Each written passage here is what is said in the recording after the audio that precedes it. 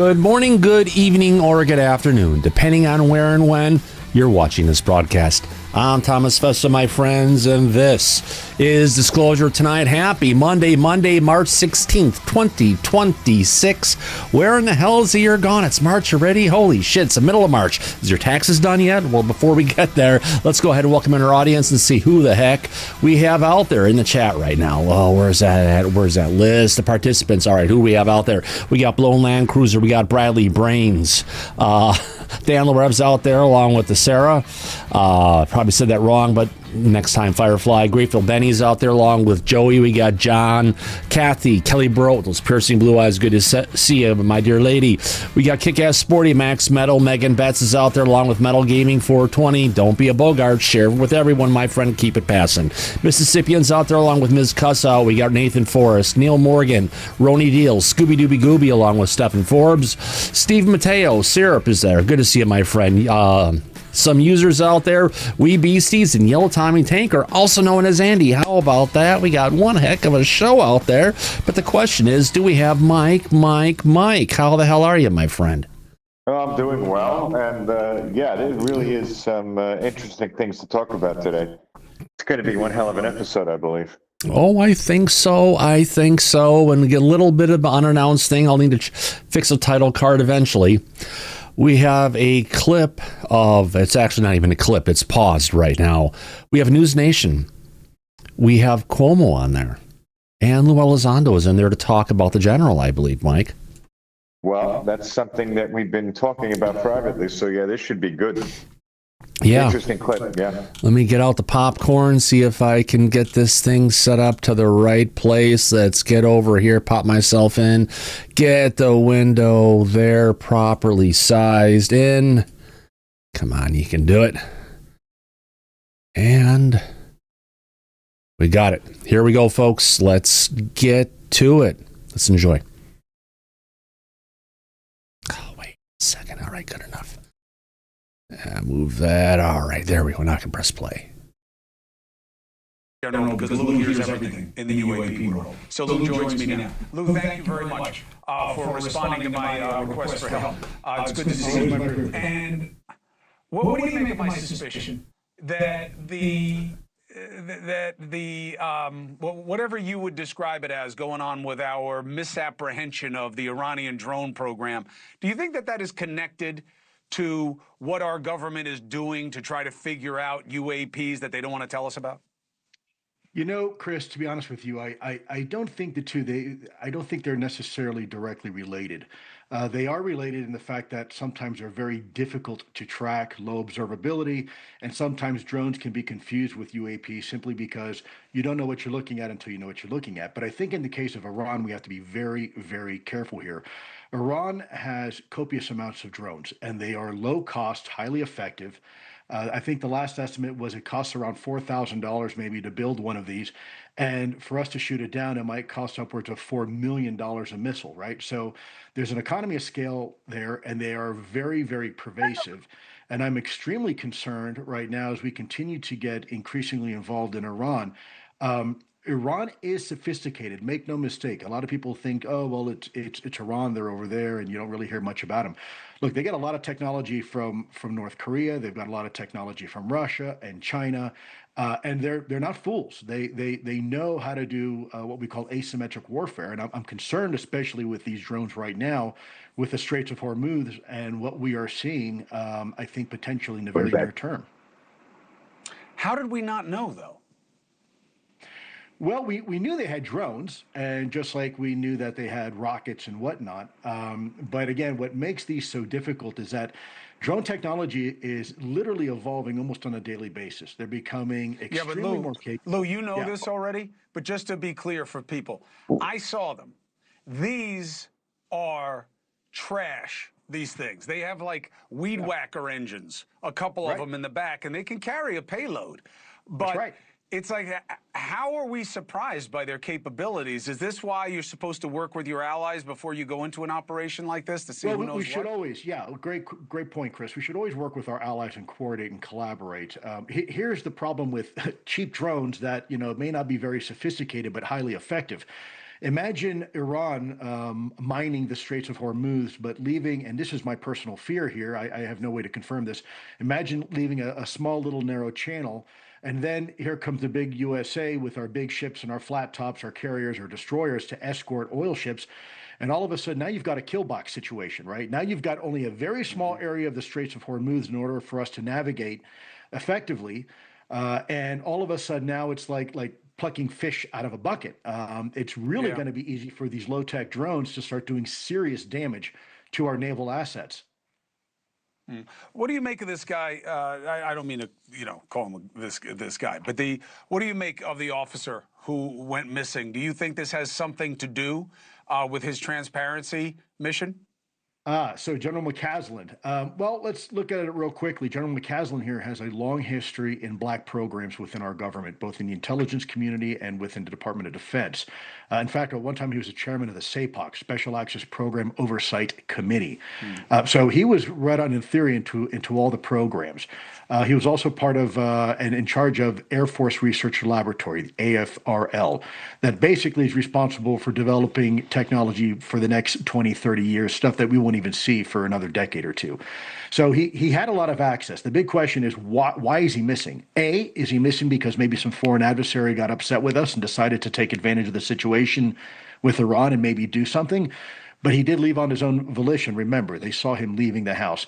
Two, is it involved with the UFO cover-up? There was a lot of discussion, even when I was at To the Stars Academy. He was an advisor on that. He was talking to Podesta and some other individuals over email about disclosure and about talking about UFOs and UAP and whatever information he may have historically on the topic.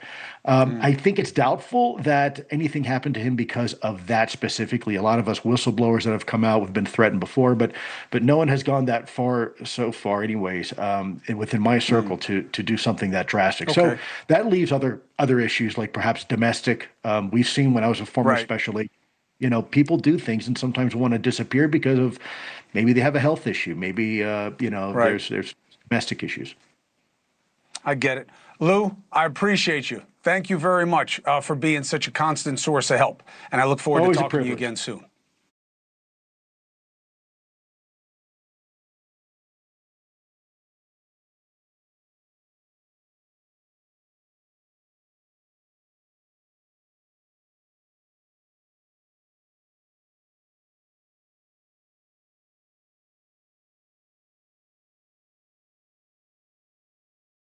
Your audio's not there. My audio is down. Okay, one more time. Sorry about that. I had to turn off the mics and everything because everyone was saying there was echoes going on. I want to make sure. Okay, so if we turn our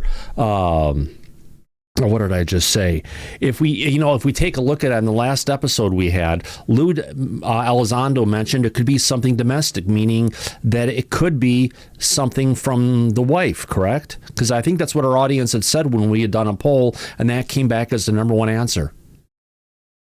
It was, because you and I were discussing it, and I also had suggested that when you're in a marriage, as long as those two have been, you either love that person unconditionally or you hate them. It's one or the other. And we were discussing that, and the audience seemed to have agreed. And they turned around and in the poll said that the wife probably knows more than she's saying. Sorry. Yep. So Lou might be dropping a breadcrumb about that. Yeah. But he even said he did tell you, and interesting, he did say when he was at TT To the Stars Academy, he did work with Mccasland. Yeah. That he said Mccasland was an advisor. Now, that's not something that I was aware of until he just pointed that out now. You weren't? Yeah, he was part of the situation. I think he was an unpaid advisor at TTSA. Oh, okay. I wasn't aware. His name wasn't the one that stood out at the time.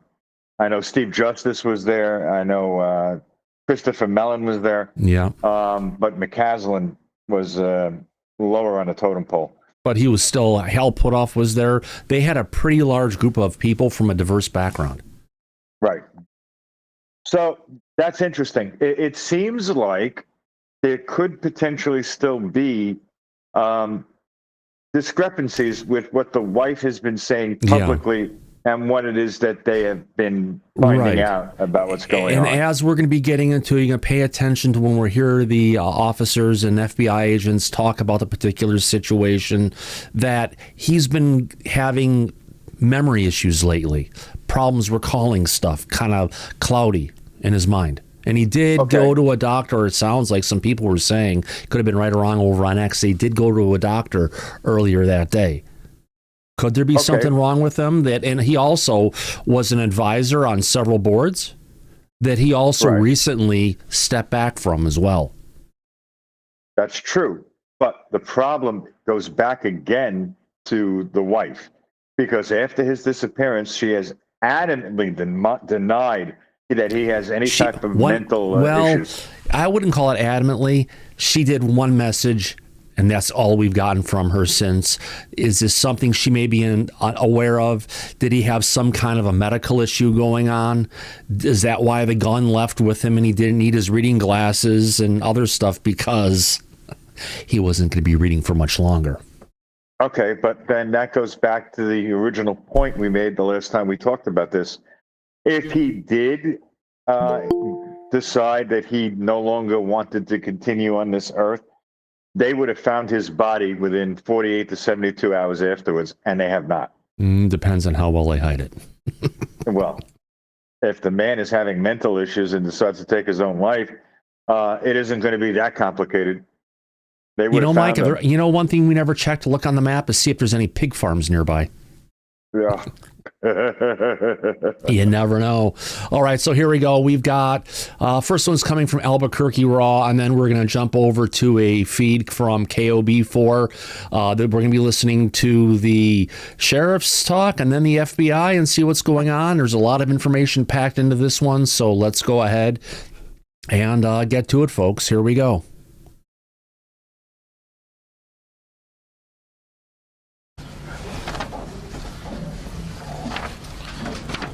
All right. Here to give some updates. I know it's caught some national attention, but we're always transparent with the community that we serve and want to make sure we give out the pertinent information and our partners and everything that we are doing on Mr. Mccasland's case. First of all, I'd like to thank, of course, our detectives, all of our personnel, our PIOs, and specifically to Special Agent in Charge Justin Garris from the Federal Bureau of Investigation. They're great partners with us. We want to make sure and ensure that we're using all of the resources necessary, whether we have them or whether we don't, but to make sure we also have that communication and those avenues of communication open. We want to make sure that we're hitting every fact of the case. We want to have other eyes on the case to make sure that we're not making a mistake, and we are human. And if we do make a mistake, that we fix it and that we go forward and we move along with it. But so far in the current status of Mr. Mccasland, he remains missing, and I will discuss a lot of the items that you'll see up here on the screen. The silver alert still remains in effect, and I will get that updated here shortly. There is no confirmed sightings to this date, and we'll provide some new information here to you here shortly. Agency roles. The Bernalillo County Sheriff's Office, we are the lead investigative agency. Again, as I mentioned before, FBI here in Albuquerque are a great partner that we have. Assisting specifically, as you can see, when we have tools, tactics, or any other techniques that can be utilized to assist in any investigation, just not missing persons, but any case that we are here investigating in Albuquerque, it's a great asset to have. The Air Force of Special Investigations, acronym is AFOSI. They help us as needed. I'm an honorary base commander with the Kirtland Air Force Base, so we have a great relationship with them also. Whenever we have someone that's in a military status or anything as far as Mr. Mccasland, it's important for us to communicate with the Air Force Base, just not here, but also around the nation. Also, the New Mexico DPS and New Mexico State Police Search and Rescue, and coordinating search and rescue and all of their resources. Without them, we've had a lot of stuff in the foothills and mountains as of late, just not specific to this case, but very important to use those resources also. It's vast. It's a lot of square mileage. There's a lot of hidden areas. There's rocky areas. Okay, on that note, that means I need to jump over to this other one. Here we go. There's rocky areas. There's areas people can get injured in. Very important to have all the necessary tools in that respect. Also, the volunteer search and rescue teams. There are a lot of people don't remember that they are left out a lot of times. They're volunteer from all over the state, and they respond all over, and they assist us. Our open space units on a consistent basis. I'd like to personally thank each and every one of them for helping us in this case, as we might be searching as we go forward. I'll give you a timeline of what has transpired. We've been on our social media. We've done some press releases on the timelines, making sure that you're all caught up to date. I'm not here to say that's not a lot of information we can't share, but I want to make sure that we have all of our facts, dot our I's and cross our T's, so all of the facts are there. So the verified timeline, morning of February 27th of 2026 at 10 a.m., a repairman was at the residence and he interacted with Mr. Mccasland. And as you move over at 11:10 a.m., Mrs. Mccasland Wilkerson left for a medical appointment. At 12:04 p.m., Mr. Mccasland returned home, or Mrs. Mccasland returned home, and Mr. Mccasland was not there. As we move further, at 3:07 p.m., items at the home, phone, prescription. We lost audio, Thomas. No, it paused for a second here. Hold on. Let's figure out why. Okay, let me see how far I am on this. I'm 1 minute and 38 seconds into this. Hold on. 1 minute and 38 seconds into this. Hold on.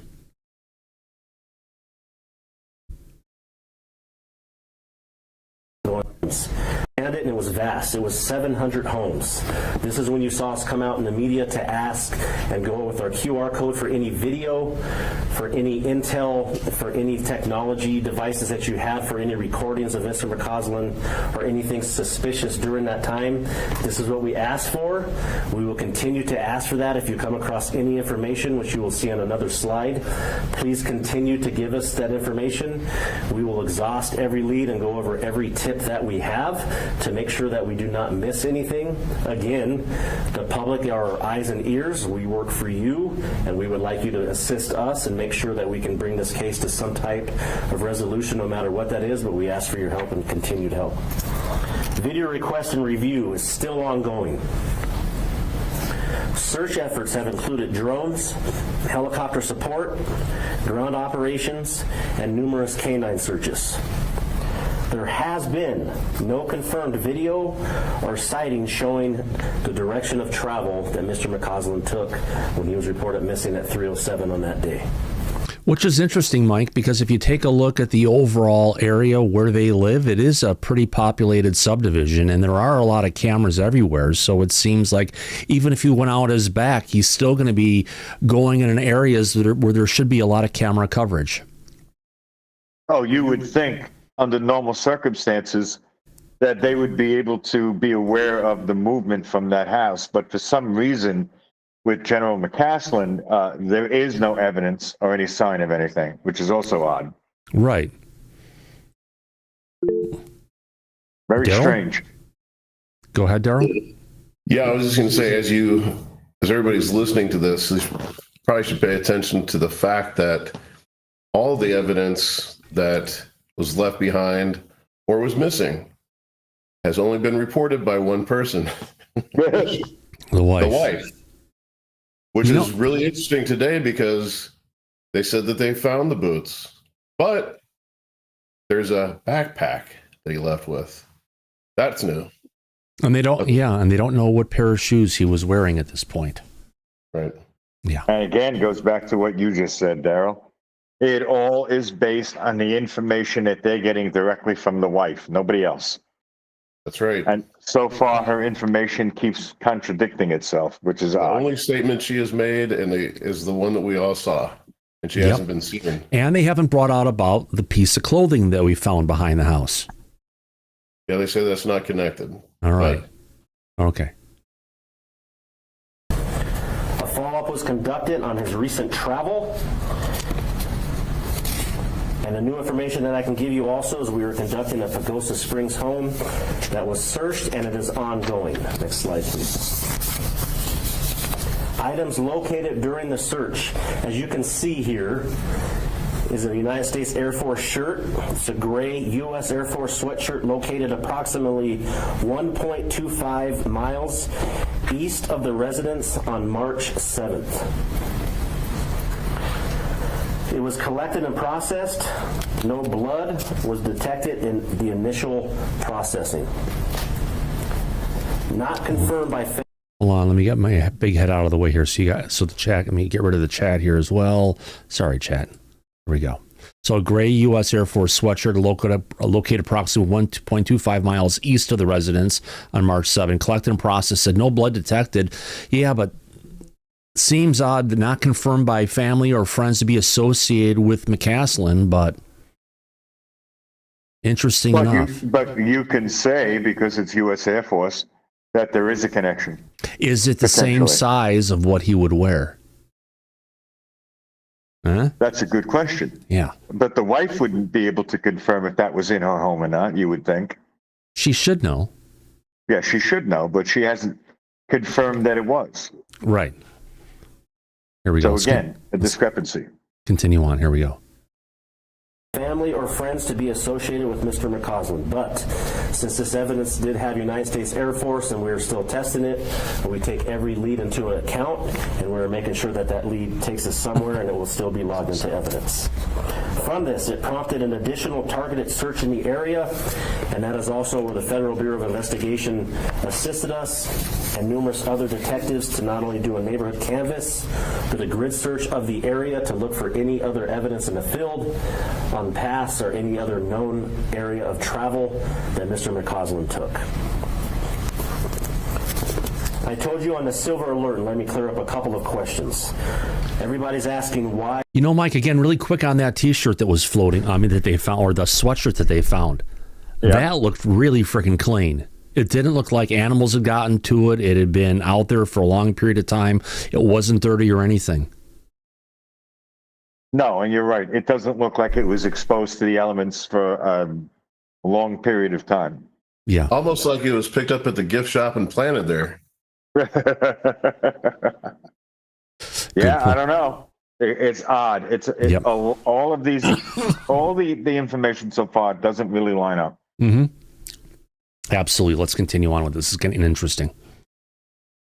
A silver alert on Mr. Mccasland. With New Mexico state statute, a silver alert does not require a formal diagnosis of any mental deterioration.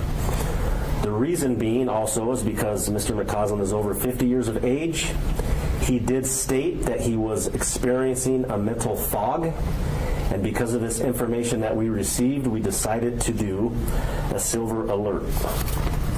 Mr. Mccasland, it was confirmed, was looking in to some of his mental fog, but out of respect for the family, I will not go into any further detail on the state of any type of mental issues.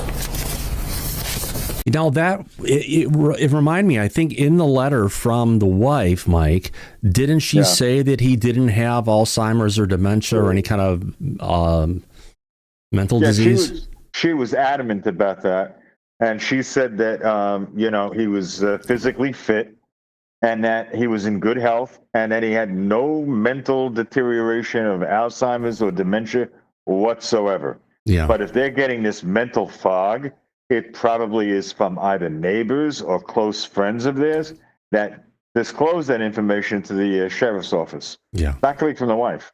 As someone just said in the back a second ago, that also brings the question of could it be something along the lines of Havana syndrome?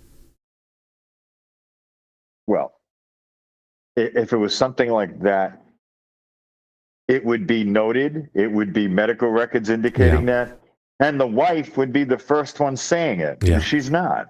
Mystery Melissa brings up a good point. I think it was said before that he was sharp as a tack. Right. Yeah. But again, we're even getting that part of the information from the wife. This all goes back to the wife. And if the information that she's putting out there publicly doesn't quite line up with statements from other people who may know them and what it is that they're turning up, doesn't look good for her accuracy on the facts. Yeah. Heck, I've even had some fog lately, Mike. I hope I don't disappear. No, you're not going anywhere. Oh, I know. Here we go. Let's continue. New information that came up here over the weekend. Items recently located is a light green long sleeve button-up outdoor shirt, hiking boots. But please remember, let's be practical. Mr. Mccasland probably had more than one pair of hiking boots. Located at his Pagosa Springs house were these items. Items that are still unaccounted for are his wallet, a .38 caliber revolver, and a leather holster. I will have Lieutenant Kyle Woods go over some other details of belongings that Mr. Mccasland possibly had, and any other further details in the investigation to answer some of your questions. And also, as you see in the picture, a red backpack.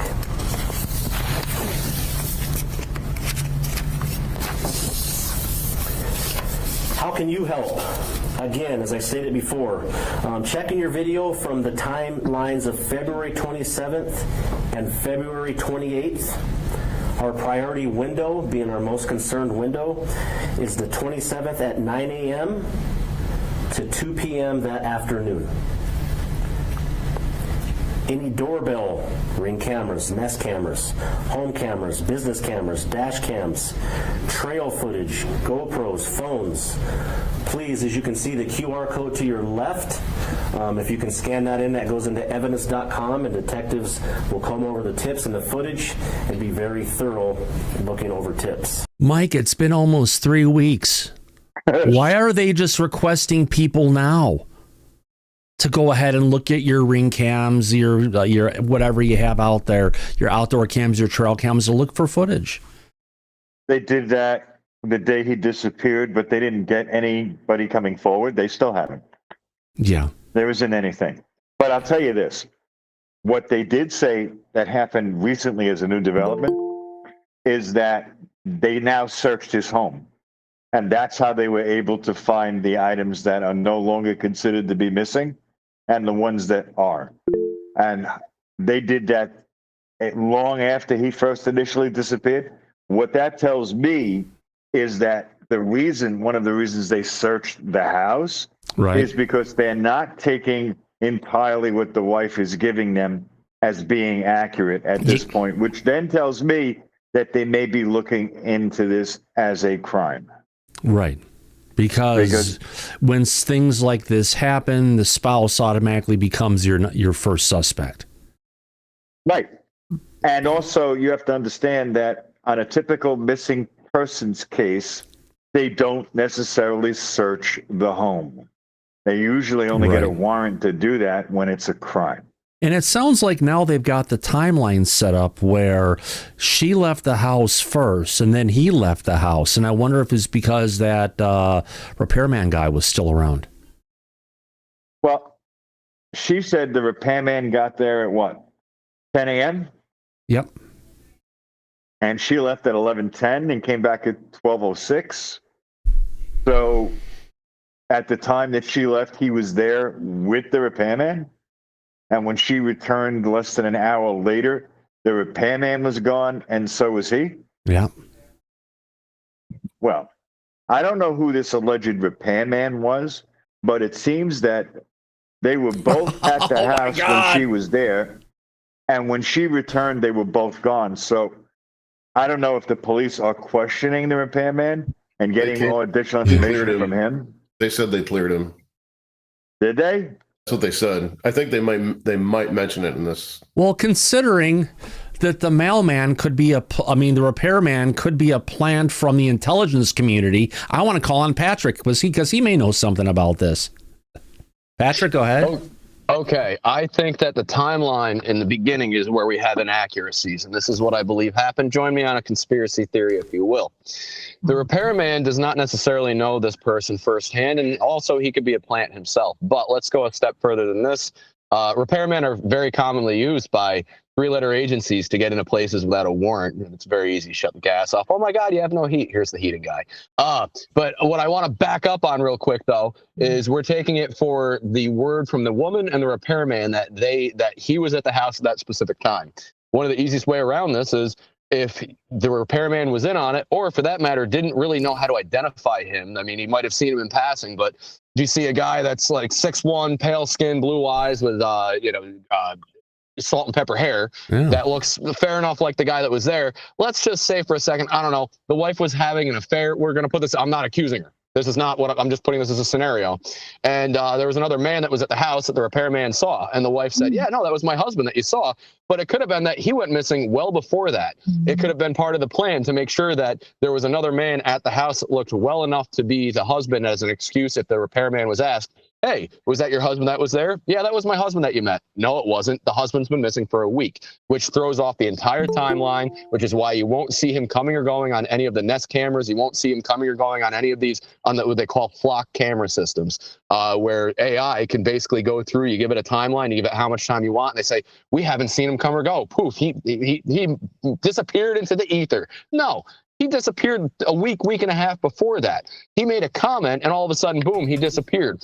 The repairman is just an extra person to add subterfuge, so that way there's another person saying, no, he was there. You don't have to buy that. Even if he was vetted, even if the repairman did not know he was in on the plan, if there was another man at the house that the wife had there for a specific reason, it would add perfect subterfuge to the line of he was here at this time and he wasn't here at that time. I don't think that he was there at all. I think he disappeared much earlier than that. And I also think that the missing handgun, it could possibly be that he took it. But at the same time, you have to remember, if this guy met his demise, if his wife, let's say, wanted him gone or somebody wanted him gone, the easiest way is to take the handgun with you, especially if it's the murder weapon. Or it's an easier way to get the person like that out of the house. It's the repair guy, because he's there. She comes back. Repair guy is gone. Husband is gone. Mm-hmm. What's interesting is they say they saw the repairman talking to Mccasland. The husband. So where did they do they have a Ring door cam? That's the thing I still haven't figured out. Do they have any cameras? The Ring camera that they're referring to, where they saw that, you don't see the gentleman that's missing. You hear a voice and you see the repairman at the front door. So that only adds to what I was saying, to where we don't know that the Uh-oh. Hello. Hold on, Nick. No, we'll be back. No, it's here. We just had a little bit of a hiccup going with the connection. We're getting hit by the three-letter agency again. Are you back with us, Patrick? Can you hear me now? We got you now. Yeah, there's a connection issue that started going on here recently. I disconnect, my whole signal goes down for a couple seconds, comes back up again. But you were saying, go ahead. We lost about 20 seconds of what you were saying. So we don't know that the person that answered the door was the man that's now missing. We know that there was a male voice, and we don't have any other record against it to say that it wasn't him. It very well could have been either an asset placed there so that way we could have an alibi. As I said, if you're purposely creating subterfuge, someone's flashing lights outside my house. I hope it's not a power outage. We're having a windstorm here. But I don't think that he was at the house. I don't think that the repairman met the man that's now missing. I think that the husband was missing prior to that, and I think there's a reason that the gun's missing. I don't think it was self-inflicted. Yeah, but it doesn't especially take the repairman and not make him a potential perpetrator as well, or somehow involved with this. Nick, your hands up? Yes. Like Laura said like a few days ago that he was taking it to an underground military base. It all kind of points to that, Thomas, that you're taking to an underground military base. It could be a bunch of different stuff. Even Lou said he could have been taken out for the information he knows. So, time will tell, Nick, until we get a definitive answer. There's a lot of different possibilities, and you just have to keep your mind open to it, all of them. Right, Mike? Yeah. Well, what I could add to the mix is the fact that if they wanted to get him for the information that he had, he's been retired for a long time. They could have done it at any given moment in time. My question would be, why now? what's changed, what's different. It doesn't add up. The other thing is that the sheriff pointed out that the Bernalillo County Sheriff's Office is the lead investigative agency out of the FBI, the FOSI. They are the ones on the forefront of this investigation. Right. So he also said that the FBI is there to assist, meaning they're not running the investigation. They are utilizing use of resources like their laboratory and their right. Now you just got to remember, this is the, if you want to call it, this is a very Democrat part of New Mexico where it's at. When Nancy Guthrie went and vanished not that long ago, they shut out the FBI. Oh, well, I can tell you that this Bernalillo County Sheriff's Office is a very small department with limited resources. But I don't believe that the federal agencies are on the forefront of this investigation. No. I think it's this local office, and they're limited with what they're able to actually do, which the sheriff himself said in this briefing. Yeah. What I also find is odd that this repairman was with him from 10 a.m. The wife left at 11:10 a.m. That's an hour and 10 minutes. And she came back at 12:06 p.m. Yeah. So she was gone for less than an hour. But at this point, the repairman was with her husband over an hour. Yeah. And then when she returned, they were both gone. Mm-hmm. That it smells like a smoking gun. If I want to, let's see if I can get him up here to say something. We have a former New Mexico police officer and member of the AFOSI, and someone else who lives in New Mexico. Rick Doty, are you with us? Yeah, I'm here. Excellent. Good to see you. So I saw the thumbs up when you were, when I said, yeah, it's a very Democrat part of New Mexico. And when the Nancy Guthrie stuff was going on, they cut out the FBI, and you threw up a thumbs up on that one. Yeah, there's a lot more to this story. First of all, let me say that I knew Major General Mccasland. I've known him for many years. While he was at Kirtland Air Force Base, I interfaced with him a number of times. He actually authored a document that is still classified dealing with R&D and UAPs. So he was intimately involved in the program. The last time I spoke with him, actually I had a dinner with him in 2023 in Albuquerque. We chatted along. That was the last time I actually ever had any contact with him. But he is sharp as a tack. The guy knows a great deal about everything. I mean, he has a little bit of knowledge of everything. And he was an excellent major general or officer in the Air Force. He involved in many programs, many classified programs. Let me tell you something about New Mexico. All search and rescue operations by state law in the state of New Mexico is done by the New Mexico State Police. We have a separate search and rescue division within the New Mexico State Police. And we, the New Mexico State Police, are the response to anybody missing like that. We have excellent civilian search teams and excellent ex-military search personnel that will be called out. Now, the Sheriff's Department can be conducting a separate investigation, but I can guarantee you that in New Mexico State Police is conducting also an investigation. Now, OSI, interesting that OSI is involved in this. I spoke to an OSI agent, actually the agent in charge of Kirtland Air Force Base a few days ago. I happened to be in Albuquerque. My wife goes there for treatment. She's undergoing some advanced chemo treatment right now. But he called me about something entirely different. And then I talked to him and we talked about the case. And although he didn't tell me any specific details, he inferred that they were more involved than any other agency. I'm sure the FBI, because FBI agents have security clearances, probably are also involved, though he didn't mention the FBI. And I think there's a lot more to this story than Sheriff Allen, who, by the way, Sheriff Allen is an ex-state police officer. His father was also a former retired state police officer, Lou Allen. And as Mike said earlier, Bernalillo County Sheriff's Department is a very small department, has about 150, 170 deputies. They patrol the incorporated areas of Bernalillo County. And they do have some excellent investigators, but all the labs are done at the New Mexico State Police Laboratory. They don't have their own laboratory. So every evidence item they collect is sent to our, it's called the Department of Public Safety laboratory.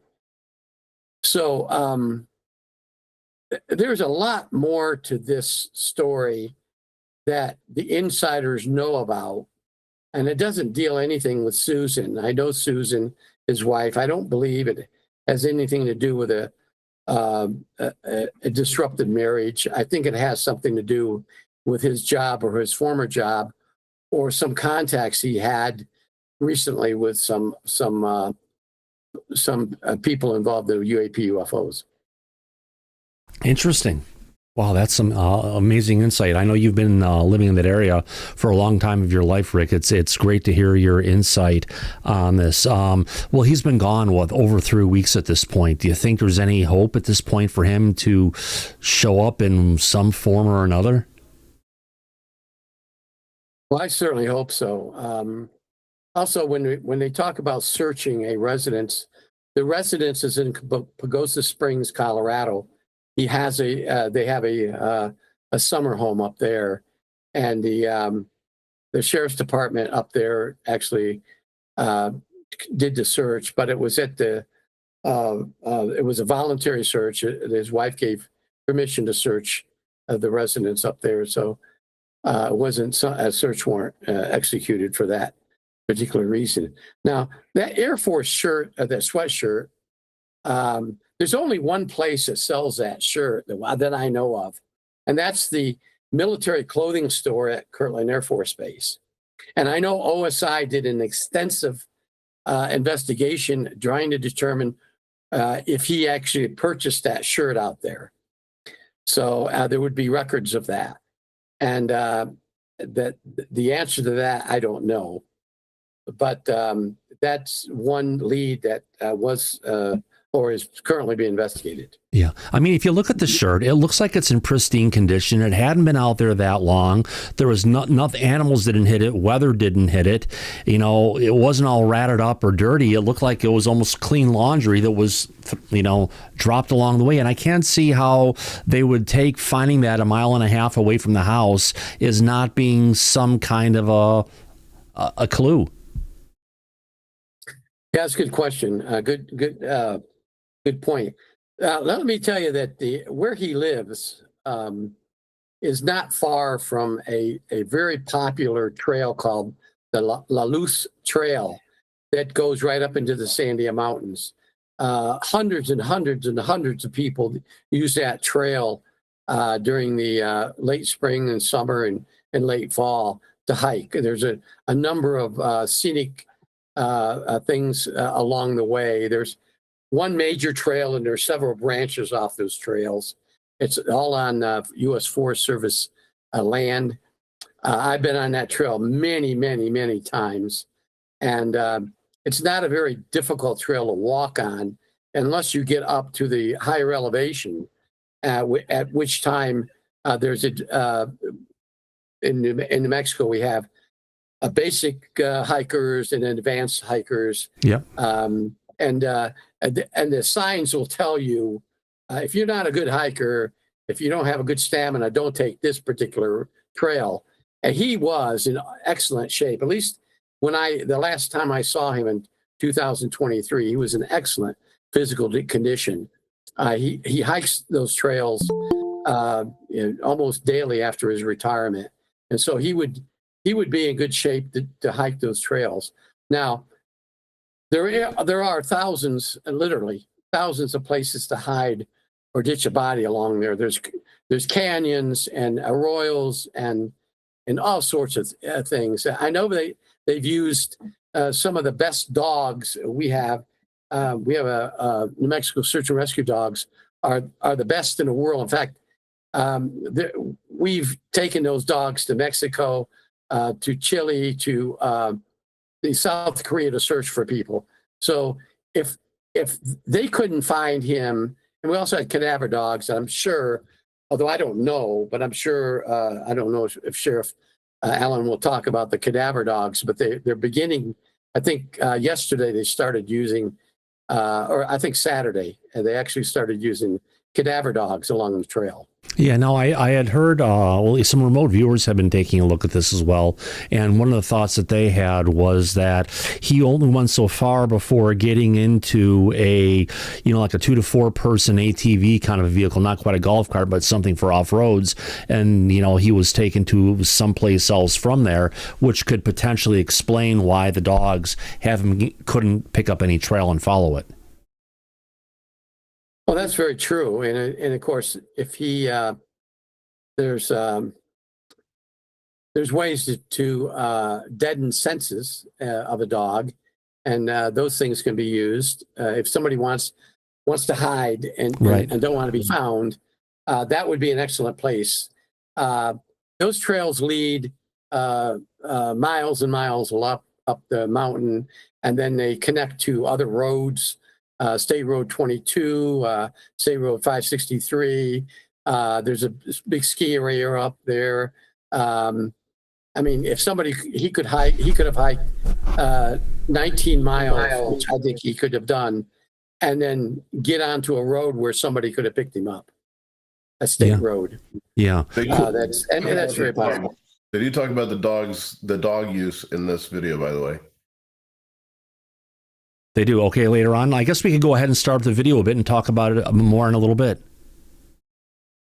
Shall we continue on? Here we go. To the right is our tip 411, or you can call 468-7070. This has, you can scan the QR code also. We've had a bunch of tips that have came in. Approximately on tip 411, we've had 26 tips. And on the QR code to the left, we have had 48 tips, and that's 74 total tips just through our technology, not to account for tips that are also going into the Federal Bureau of Investigation. Let me be straight. We've had a lot of tips, and we will go through every tips, but there are some tips with some outlandish theories, conspiracy theories. We'll look into everything, but we are trying, as a law enforcement agency and entity, we look into facts to make sure that we can retrace before Mr. Mccasland went missing, and to also make sure that we're looking for any clues, for anything that was nefarious, for anything that was violent, for if he was just lost, any of those tips. But some of the tips coming in, I don't want to say that they're wasting our time, because we would never say that, but they are tedious to go through, and we're getting a lot of the rabbit hole tips. We're looking for things on that day and things that have possibly happened to Mr. Mccasland. From here, I will have Lieutenant Kyle Woods come up front, and he will address some of the details that I might have missed, and he will take questions from there. Thank you, Sheriff. The items that you see that we've put out over the last week or so that are unaccounted for, this is being done through the process of elimination with Mrs. Mccasland Wilkerson and family around him. And so, as an example, the green shirt and the boots that are up there as of last week were unaccounted for. But through working with her and associates in Pagosa Springs, another search of that residence locates those items. So, yes, it's reasonable he had another pair of boots like that, but at this point, we're just trying to be forthright with what we believe we are missing at that point in time. We have a lot of people up in our foothills, up in the Sandias, hiking right now. It's beautiful. But if someone were to come upon a backpack that matched this description, that of course would be of unique interest to us. We've received a lot of tips about items that have been located. We check every one of them. We check with family and friends to see if those are items that were known to be utilized by him or owned by him, and we'll continue to do that. So that's the update on these items that you are seeing being brought forward. We're not saying he left in them. They are just unaccounted for, and so we are reasonably trying to see if they could help us identify where he may be, or if someone comes upon something maybe out in our Sandia forest area where we could follow up on that lead. Other questions about the investigation thus far that I can try to answer for you all? Is there anything more you could say about the reported mental fog that Mccasland was reported to have been feeling at that time, and then just on top of that, anything he might have expressed regarding other behavioral issues, depression, or thoughts of suicide?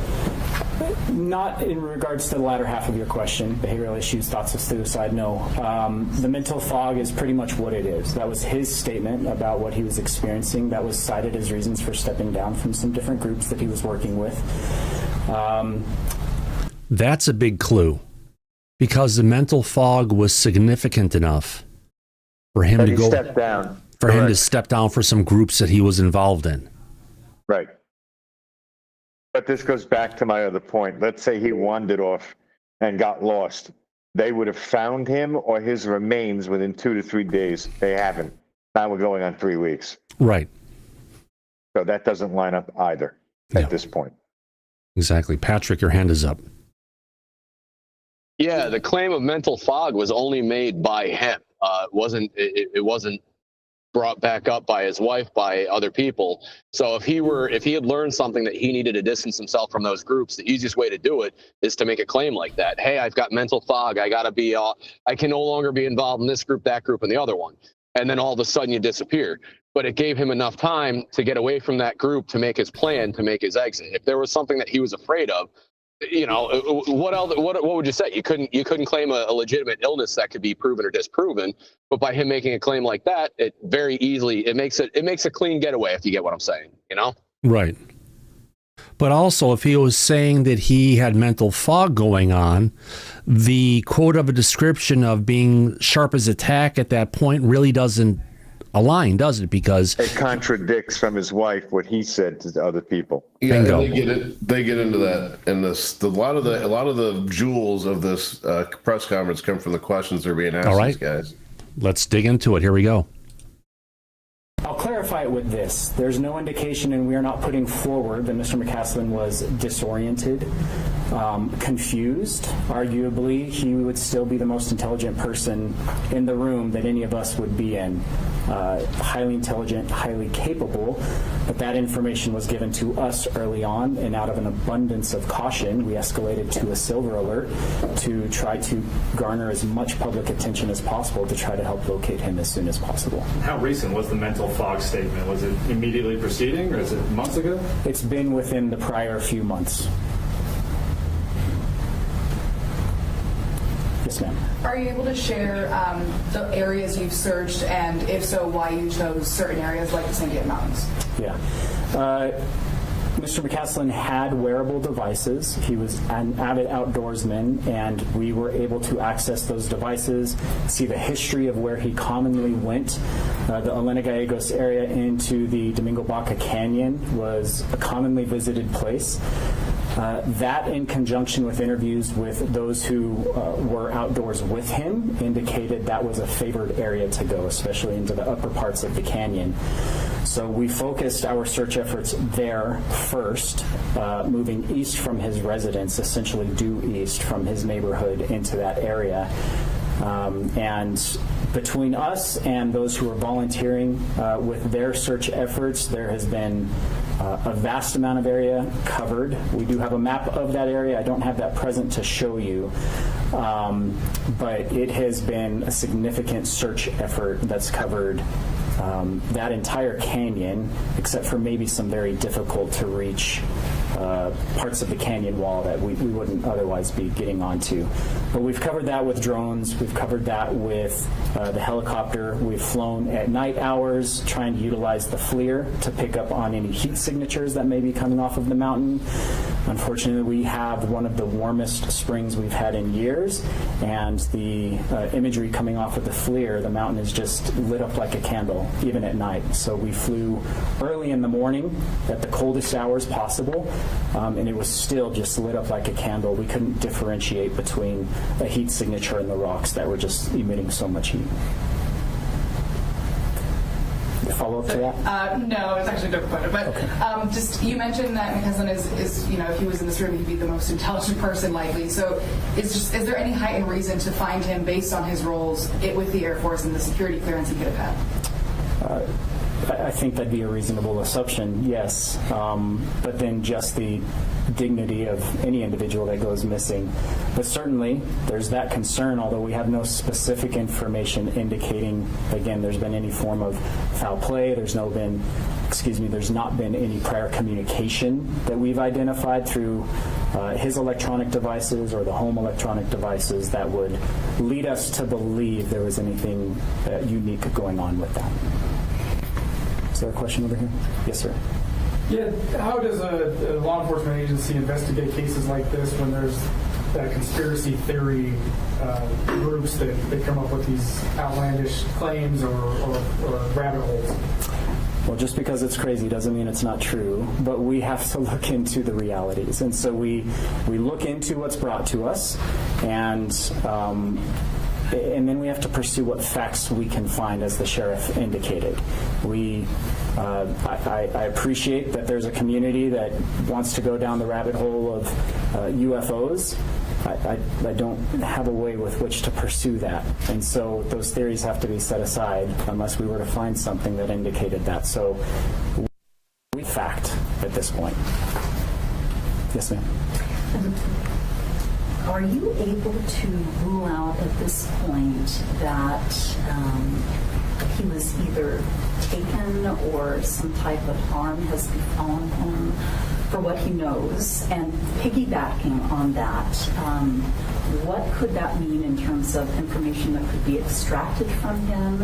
And would that put anybody else at risk or even the community at risk? Yeah, I can't speculate about some of that in terms of who may or may not be at risk based on what information he knows, and so I'm not going to. To answer your first question, can we rule out whether or not he was taken or something nefarious having occurred? We can't definitively rule out much at this point with what we have, which is why we're investigating every possible lead that we can. We do have surveillance video that captures both ends of parts of that street. We are combing through that, as well as surveillance that we've received from the rest of the community. We are combing through that. We've done in-depth interviews, not just knock on a door, have you seen this individual, but very in-depth interviews with everyone in the immediate area, and we have absolutely nothing that would suggest anything nefarious has occurred or did occur in that time frame for what we were looking at. So to answer your question, we haven't ruled anything out, but we have nothing pointing us to it either. So this is an area where there's a lot of wildlife, larger wildlife. I'm hearing that it's not uncommon for people who go hiking to take some type of weapon. So when it comes to the missing weapon, what things are you looking at in regards to that? Well, better question would be, when he would go hiking in the past, would he often take the gun with him whenever he went hiking, or is this a different behavior? We've followed up with questions of his wife. He wouldn't commonly hike with a weapon on him. There we go. Would be relegated for maybe overnight camping trips and things of that sort, and then it was for personal protection. So what are we looking for with that? Well, if say General Mccasland had recently gone to a pawn shop and sold that off, and we just weren't aware of that, or his wife wasn't aware of that, we'd want to know that. And so that would be something that would be of interest. If someone is hiking in the mountains and finds a spent 38 special casing, that would be unique, that we would want to be able to take and process. So that's why we're putting that information out. It's just what we have at this time. Could you be specific on the numbers of people from the Bureau, from your agency, from the military? How many bodies are working, and then how many tips to date have you received? I don't know the exact number of people. I know that our office saw anywhere from a dozen to 20 investigators over the weekend when we were doing the canvass out on foot. The FBI brought in somewhere around that same number of people from their local office. They brought in some to support that mission. They brought out their command post to support that mission. We've been in communication with OSI. I believe there's 2 or 3 main points of contact with them. We've communicated with the Air Force, although they have not been out on the search with us. So I realize that's more general than you want, but there's been a significant expenditure of resources towards this effort. And the number of tips? About 80. Yeah, there's been about 80 that have come in that we have caught through the tip lines, the QR codes that you saw up there. Our dispatch, our emergency communications center, continues to receive those calls and try to transfer them to tips. But we are somewhere around 80 that have come in that we know of. I've received somewhere in the area of 5 to 10 that the FBI has brought in and sent to us to then continue to follow up on. I don't recall the exact number, but we're in close communication with them as they receive those tips as well. Now, I know you mentioned Pagosa Springs. Yes.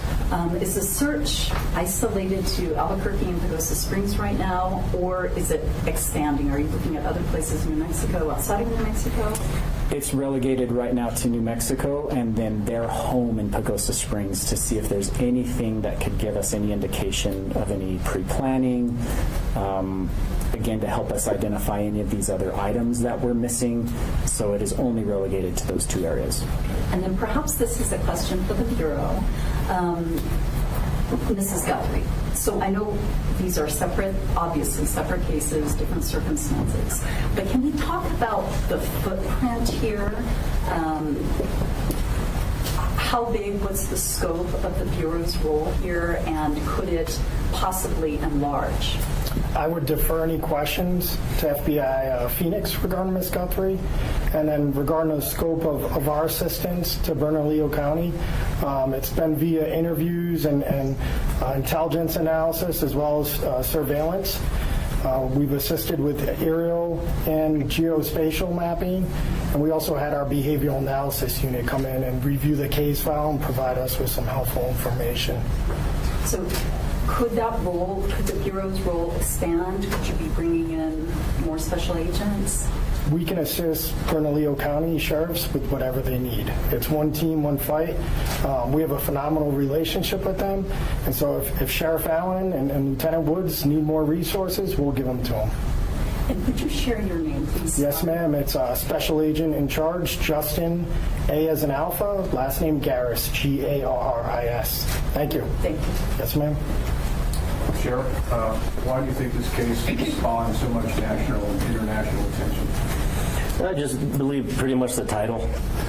General working out on the base, and the conspiracy theories started coming in. We get a lot of attention on missing persons cases, but the title of Mr. Mccasland, and then what he did previously, that's always going to garner any type of interest. And then specifically with the questions that came over here when the FBI is involved, what's gone on with the Guthrie case, things around the nation, the heat of the nation right now, it's going to garner a lot of attention.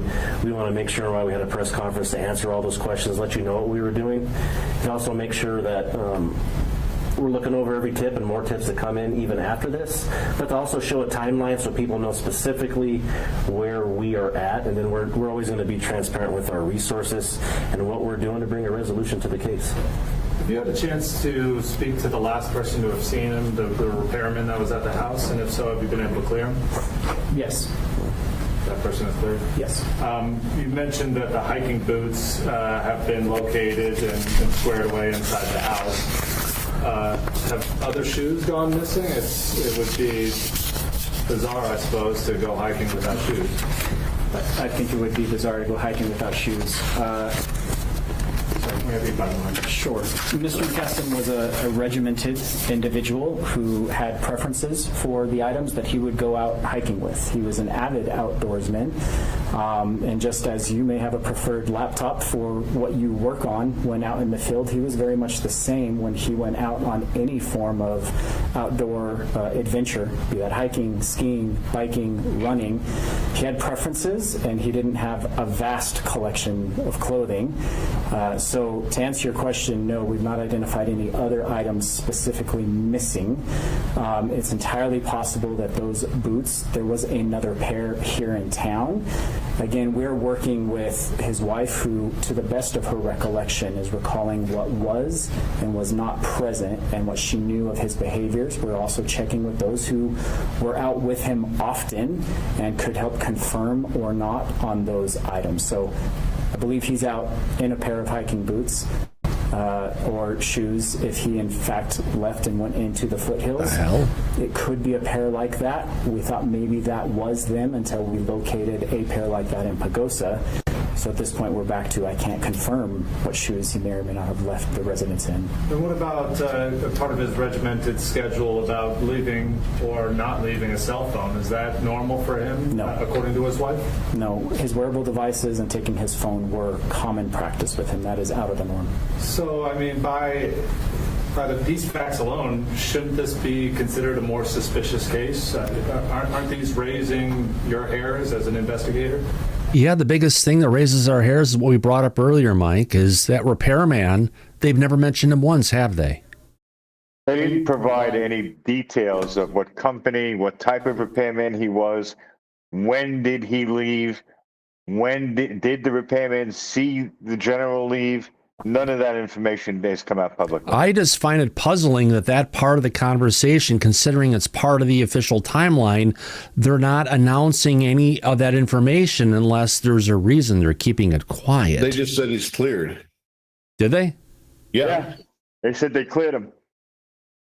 Then they should have been able to provide the information like when did he leave? Yeah. Did he see the general leave? Anything like that. But they're leaving that part of it out. Now, I also know as part of an active police investigation, certain details they usually withhold because they don't want the public to be aware of everything that they know. So this is when somebody comes forward with a tip, if they have more accurate information and someone comes across claiming something that's not true, they could tell pretty quickly. That's why they don't share everything with the public. And they did mention the different conspiracy theories that are brought up with regards to UFOs and such. And the New Mexico sheriff and such, state police, said they couldn't go ahead and research that. But considering AFOSI and the FBI is involved, it's something they could potentially look into, isn't it? Well, I believe on the federal aspect of this, from what they've said at this press conference already, the FBI is doing I think, a good job of using their resources to see what they can find out, including the fact that that special agent, he said that they had the Behavioral Analysis Unit, the BAU, from the FBI, do a profile on the general. Yeah, we know about profiles, don't we, Mike? Oh, we do. And what I thought was interesting about it is that the special agent in charge said that after the BAU did an analysis, they found interesting information about that because they looked into the general himself. Now, what I also noticed is that they said that his statements about mental fog were from months ago. Okay. If that was from months ago, you would assume that his wife, Susan, was well aware of those statements coming from him. But Mike, her. it just wasn't fog. It was strong enough to where different areas where he was volunteering his time on different boards and such, that he stepped away. So it just wasn't something, you know, a little hiccup here and there, like me trying to recall something. It's like, fuck, the Adderall stopped working, as I've been saying lately. No, this is something enough to a point where he is now pulling back on his public appearances, even in a small group, because his fog is that strong. Right, which would be one of the main questions if I was dealing with this case that I would have asked his wife is, why did you make a statement contradicting what you know he said to others months ago? After his disappearance, you said the opposite of that. I'd like to know what the reasoning behind that is. Yeah. The other thing is the sheriff. The sheriff said that he had the Air Force sweatshirt that we know, thanks to Rick, came out of Kirtland Air Force Base. The wife would know if that sweatshirt was something that he wore and was in the house. She didn't identify that shirt as being his. Why? I think there was a connection because it came out of there Kirtland. wasn't any blood on it, but they didn't say there wasn't any of his DNA on it, did they? They may not have looked for DNA. Well, you know, they look for a hair, they look for anything, they're looking for blood, whatever it is. But, you know, if this is a true investigator, they're going to look for, or a piece of a fiber from another kind of a fabric. They look for anything to be, and they'd comb that thing inside and out, front to back, you know? Or am I wrong, Rick? They also said he took a red backpack with him. And what could you safely assume would be in that backpack? Clothing, change of clothing. Yeah, that's standard for anybody that's on trails or an outdoorsman. You know, so it may have been an article of clothing that may have fallen out of that backpack. But again, if it was, his wife would have been able to positively identify that article of clothing as belonging to him. So far, according to what they've been saying, she hasn't done that. So these are some discrepancies with what she's saying as opposed to what they're saying and how the evidence is lining up. Yeah. It's just odd. It doesn't really line up, doesn't make a lot of sense. The thing that doesn't make a lot of sense is that she is not intimately aware of him. Like, you know, what's the mental fog about? I mean, it seems like there's a they got into it a little bit and they didn't want to get into the medical details, bring it up. But come on, if the guy is missing, what's the big secret here? If he has mental problems, they say he has fog, talk about it in detail, open up about it. There's no reason to keep it, we can't talk about that, you know? Didn't she say he was not suicidal? I mean, yes. Yes. But Mike, it's the old saying, I am not suicidal. Oh, God, please. That's for son of a bitch. Mike can probably explain my point better than I can. I can, and I understand Daryl's point, Thomas. What he's saying is, we know as a fact that General Mccasland told the groups that he was volunteering his time with that he did indeed experience mental fog. That we know to be true. But Daryl's point is, how is it that for many months in the same house that he and his wife reside in, how is it that she's not aware of that? Well, it goes back to what you and I have been talking about privately about this. If they are married for as long as they've been married, 40 some odd years plus, and they're in the same house, but like Daryl just pointed out, one doesn't know what the other one is doing. It's like they live under the same roof, but they could be living their lives like two ships. They could be, you know, either living the love of their life or they're living with the person who they hate the most, like my parents were. Well, what's awesome about this group is that Rick Doty knows her. Yeah. And Rick, you were saying they get along great. They're a great couple, right? At least in public. Oh, we might, Rick. Yeah, at least in 2023 they were. I mean, yeah. And they've been together for like as old as they've been together a long time, like 30, 40 years. Yeah, 38 or 36 years, something like that. And they were always a very loving couple, as far as I knew. What I saw, of course, you don't know what happens when the bedroom door shuts. But, oh yeah, you see them on their album when they get together. The freaking daggers come out. Yeah. Yeah, you took the words right out of my mouth. Yeah, I was married to a Sicilian. Right. I know. Yeah. So, what really goes on in that house when no one is around, we don't know for sure. There's no way. But to out know. in public, they were the power couple. Okay. We have to they were. understand that. Yeah. But she also was a former full bird colonel in the U.S. Air Force. Not only that, she has a PhD doctorate degree. She's highly educated. So she's not anybody's fool. But the fact that she is not aware of particular details about her own husband's life, that she lives with him, and when something like this occurs, she's either clueless or she's deliberately making false statements, is odd. The other thing is that she left the house at 11:10 a.m. because she herself had some sort of a medical appointment, and she returned at 12:06. Not even an hour. I think it's 24. Right, but here's the thing: her husband, General Mccasland, I'm sure, was well aware of the time frame of when she would be leaving and when she would be returning.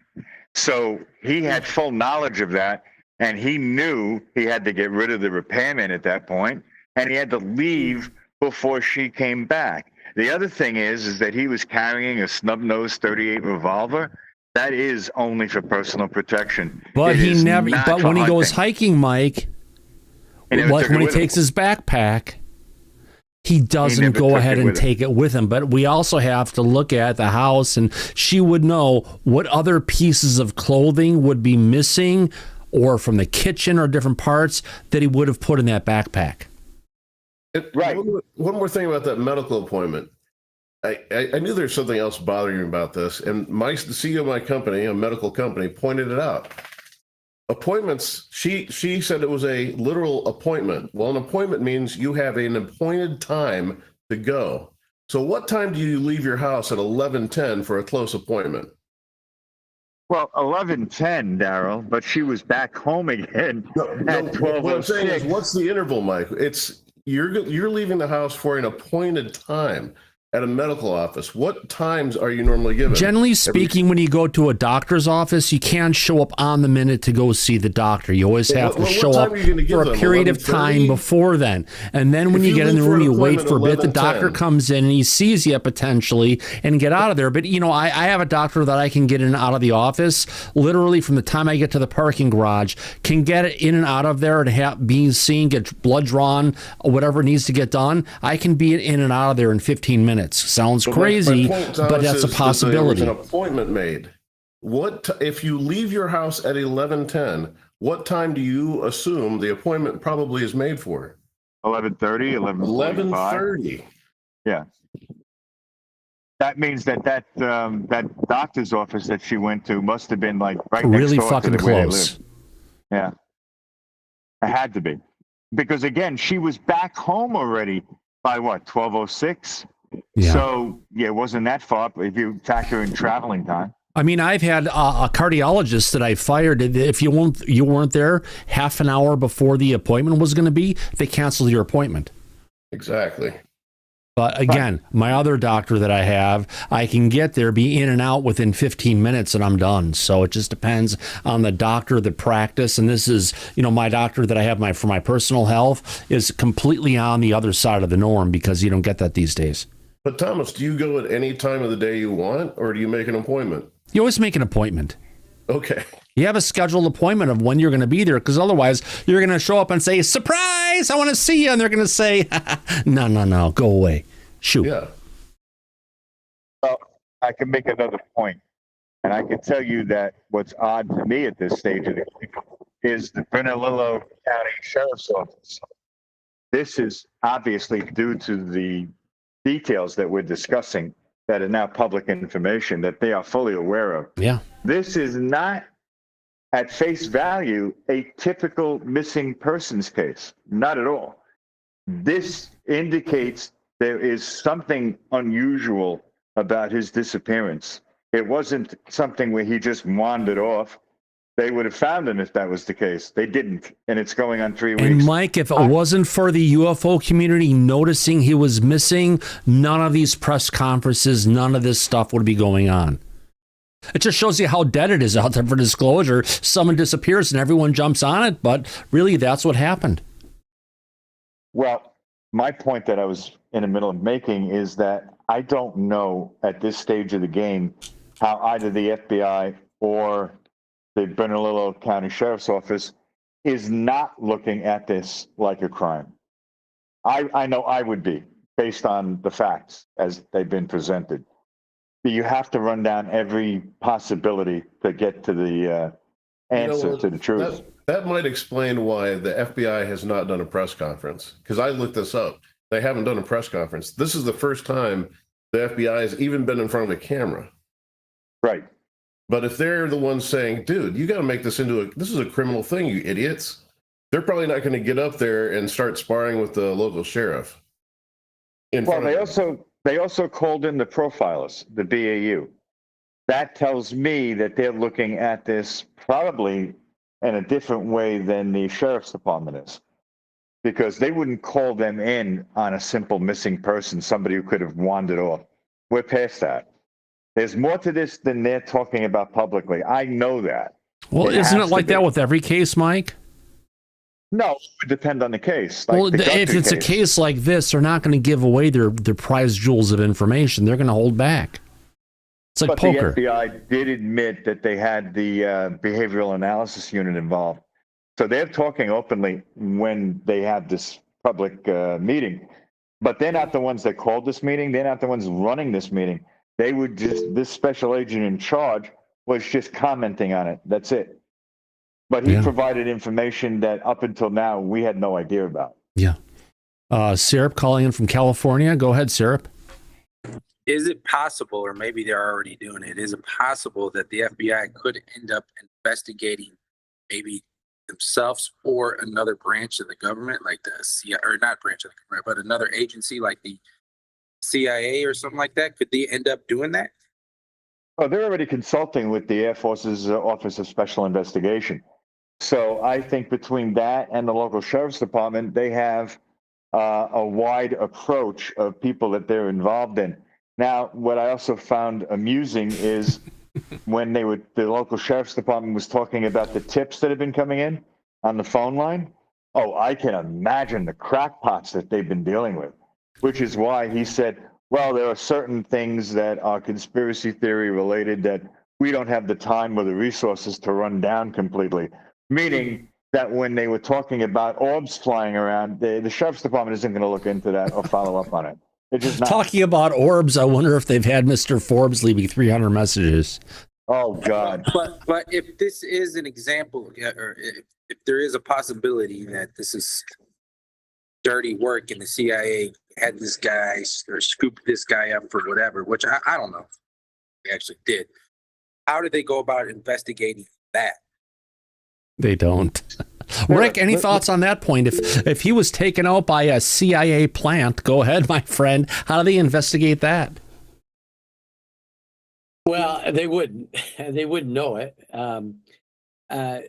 But having lived in New Mexico most of my life, what I find extremely odd is that of all the missing persons cases that I've seen and during my time with the New Mexico State Police and just living here, reading about them and being on the search and rescue team here in our area, I find it amazing that the Bernalillo County Sheriff's Department is going above and beyond in this case.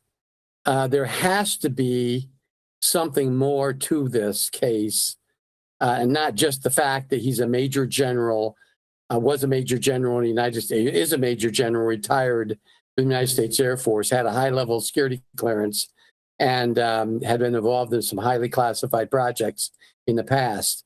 I think there has to be something else, and especially if the FBI and OSI is involved in it. And I can almost guarantee you that the OSI and the FBI both have security clearances, are not telling everything to the Bernalillo County Sheriff's Department. Oh, hell no. Because the Bernalillo County Sheriff's Department, they don't have any security clearances, and they don't have a need to know, and some of the things that the government knows. And I can guarantee you there's a lot more to this case than we're being told. Oh, there has to be, Rick. And as far as the government is concerned, the Bernalillo Sheriff's Department they're civilians.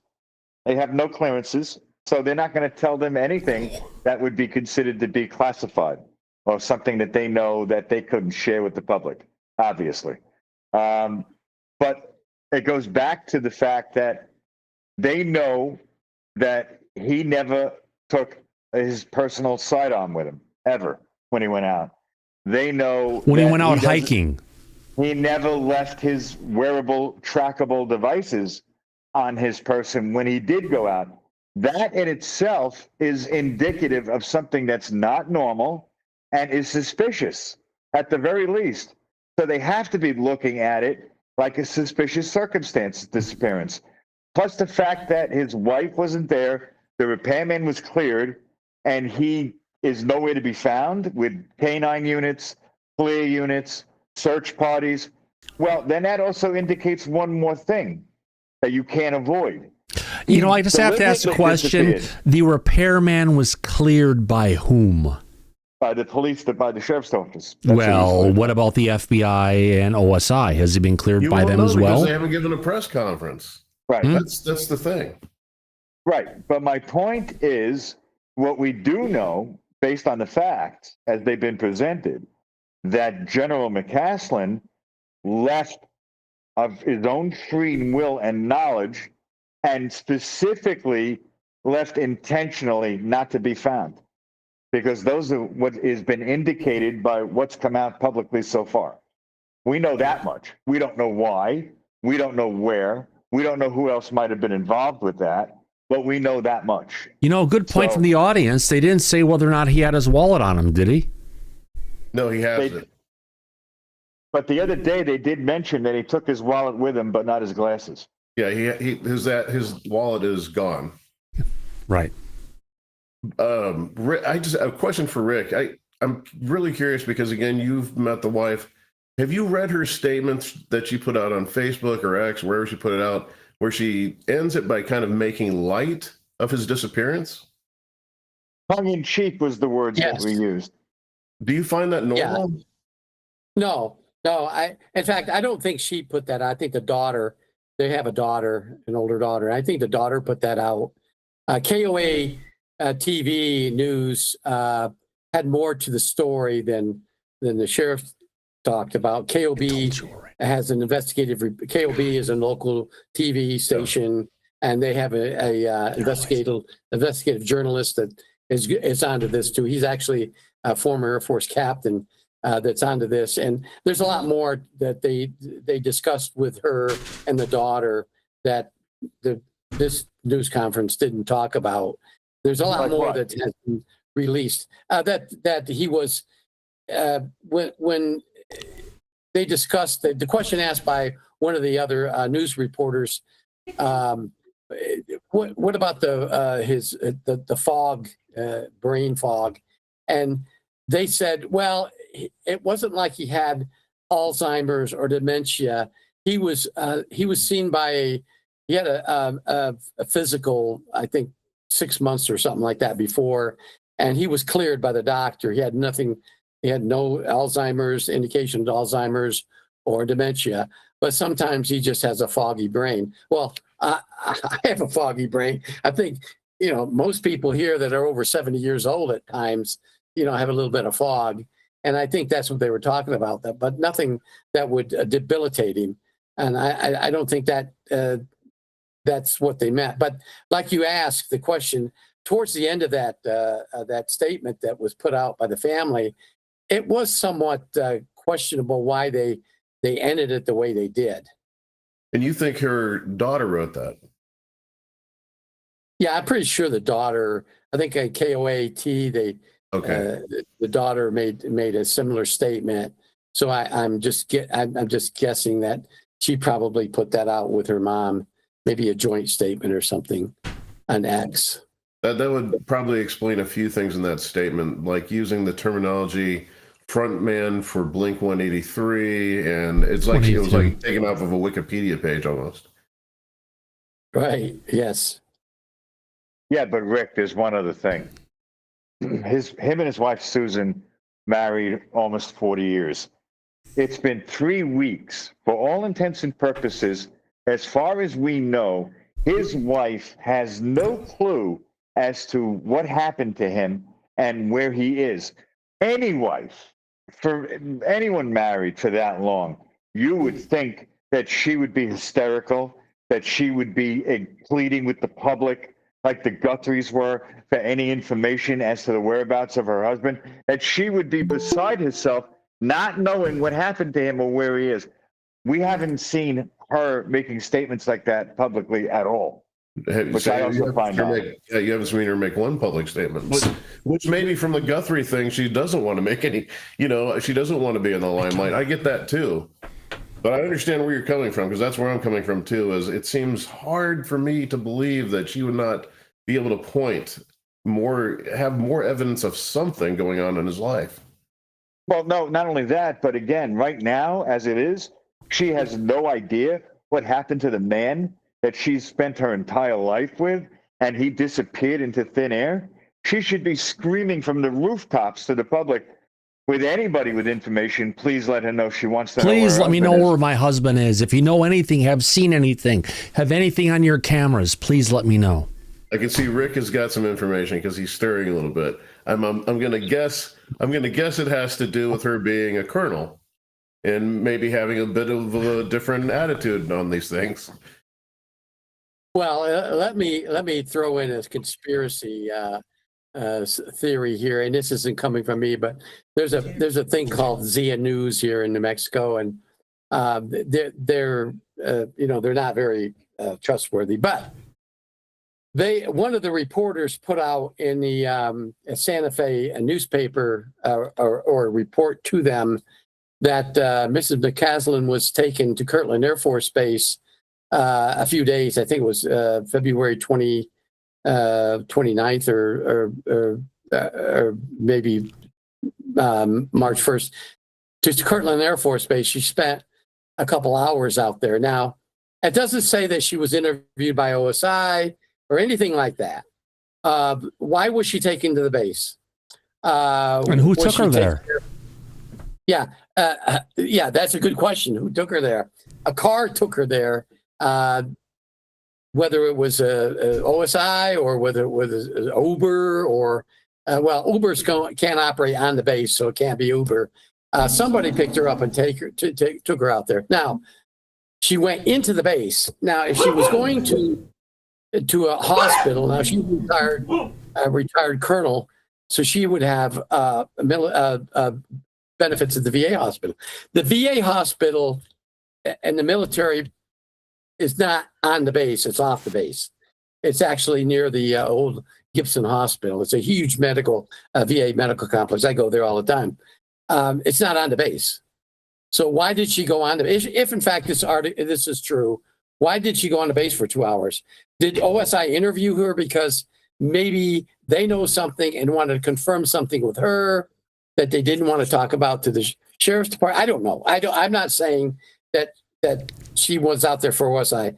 Maybe she went out to the officers club for some meeting or something. I don't know, but that's something that was brought up a few weeks ago.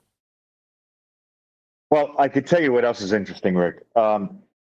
He's 68 and she's 4 years older than him, so she's 72. She's a cougar. Well, the point is, if that a woman of her age that has been with that man for as long as they've been together would be beside herself, not knowing his whereabouts or what happened. And she doesn't seem to be dealing with it in that way. Well, Mike, she's been really removed from the media, though. But she has access to social media accounts. She could be on there. She could be talking to local news agents and reporters that are covering this. She doesn't seem to be that distressed or disturbed by it, is my point. And a woman that age would be, unless she knows exactly where he is, she would want to know and be very disturbed by this. Any normal woman out there would be. So something is odd about that, in my opinion. A lot of these things are not lining up. It's just not. It's a very odd case. And one other thing on that, not that I want to piss off all the women in here, but there's this. I tell me I'm just stupid, but I can't get past her not taking his last name, putting the last name in the middle, her taking Wilkerson. Did she have some sort of novel she wrote when she was 22? No. That in her 20s, that she's well known as Wilkerson. I just don't understand that one, Rick. Do you have any thoughts on why she used Wilkerson, her maiden name, as her last name instead of his? No, I don't. I don't know her very. I mean, I met her, and I've had some conversations with her, small talk, but I don't know her that well, and I don't know anything other than what the Major General. So she wasn't a Jane Fonda type. No, she definitely was a Jane Fonda type, but I don't know her that well, and I really don't know much about her background.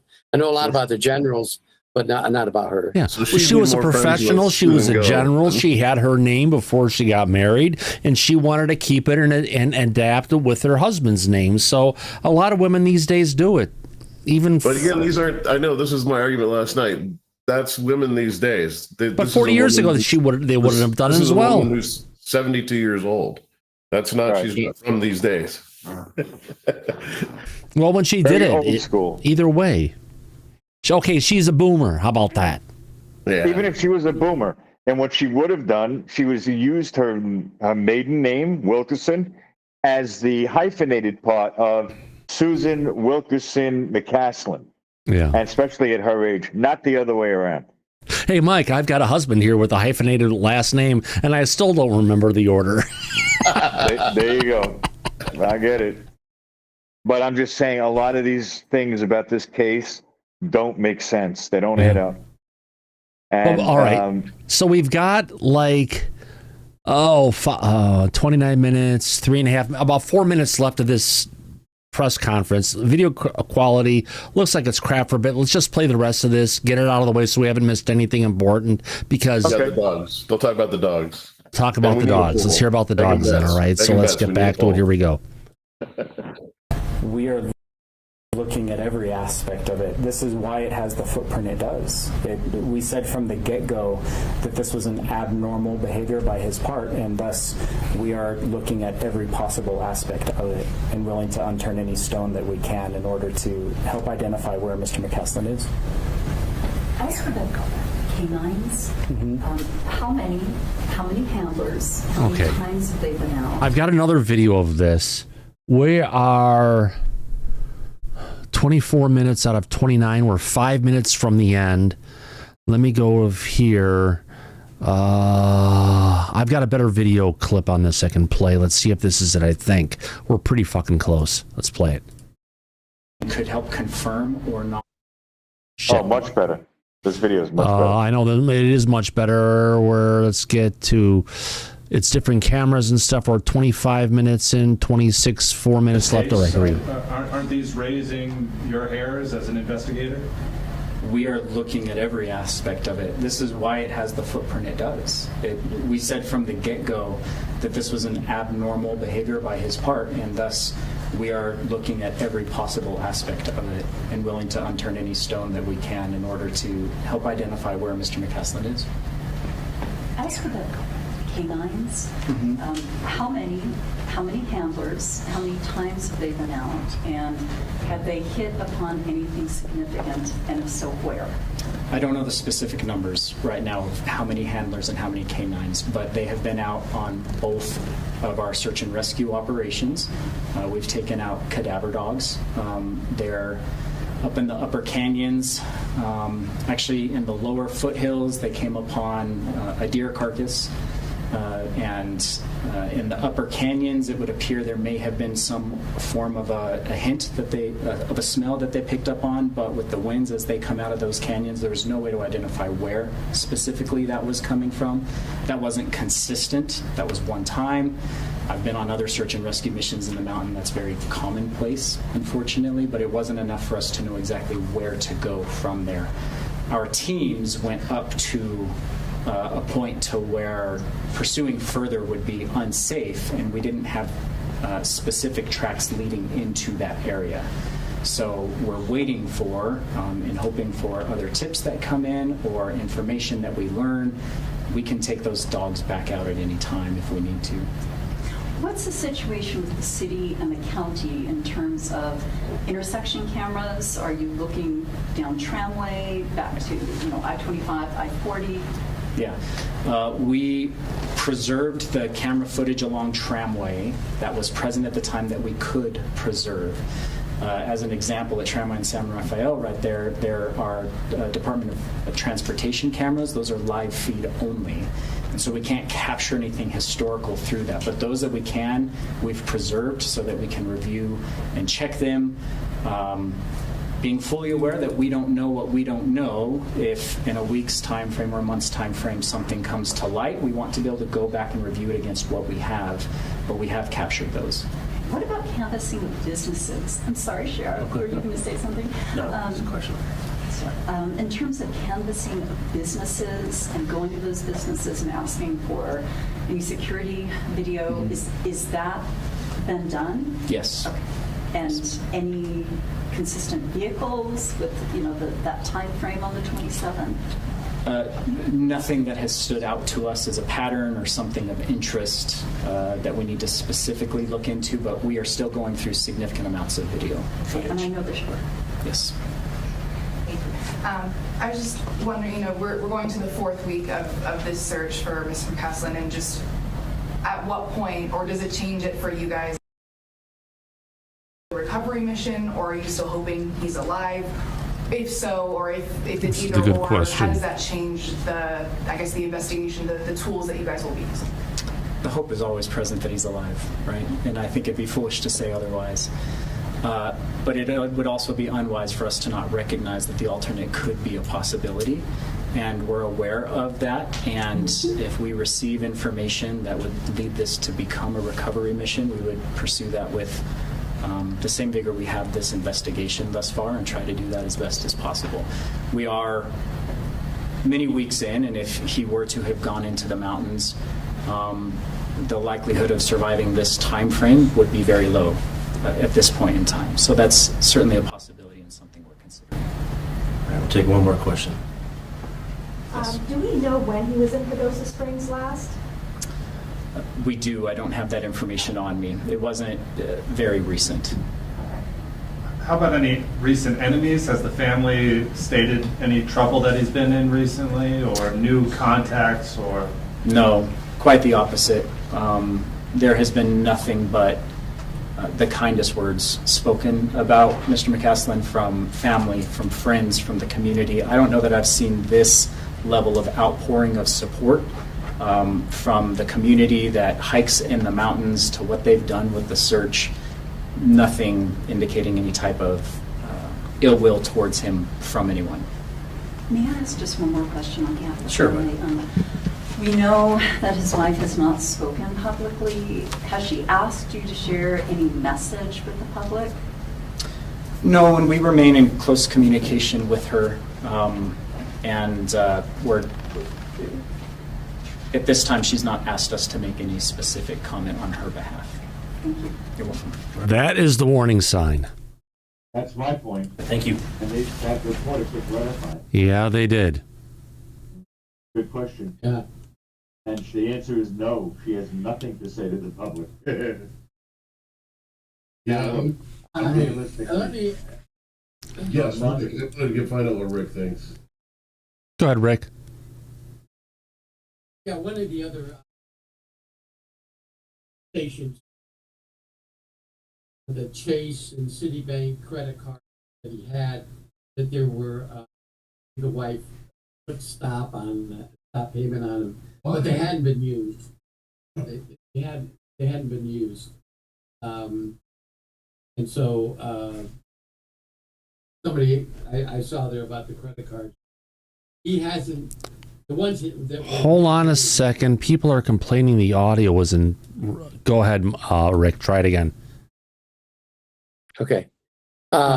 Regarding the credit cards, there were, I think, 2 or 3. Another news media talked about that hadn't been used. His wife said that the sheriff's department that put a watch payment or a stop payment on a couple of different credit cards, and since February 27th, they haven't been used.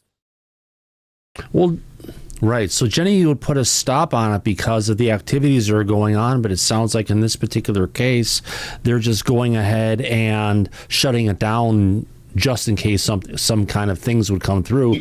But you would almost want to, in this particular situation, because your husband's missing and the cards are out there, don't block the cards, because any transactions that would happen would point you to where your husband would be, right? Yeah, I can't believe, Rick, wouldn't that be like FBI 101? You don't cancel the credit cards? Yeah, I would be the first one to say or advise in an investigative step is don't stop him. At least if they're being used, we can trace the locations. So don't.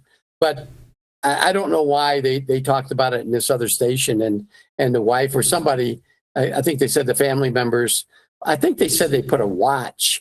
I don't know if they put a stop on it. But that's just the credit card company telling you where they're being used at. But you can go online and figure that out. And I have a credit card where I go on my American Express, make sure nobody else is using it. I mean, it can easily be traced by yourself online. Well, the thing I learned about this today is he had a backpack. He only takes his gun when he is in for personal protection. Yeah. So he covertly planned something to do when his wife was gone. But does he keep a map in that backpack like Dora? But I mean, he doesn't want to be traced. So either he's killing himself or there's something far greater going on. Oh, there's definitely more to this than meets the eye. But again, Daryl, let me point out, if he did commit suicide and that was the intent, they would have found his body within the first 72 to 48 to 72 hours. I'm saying he covertly planned this. He was ready to go with a plan. What if part of the plan is to have yourself a box a block down the road and you go put yourself in the box and shoot yourself?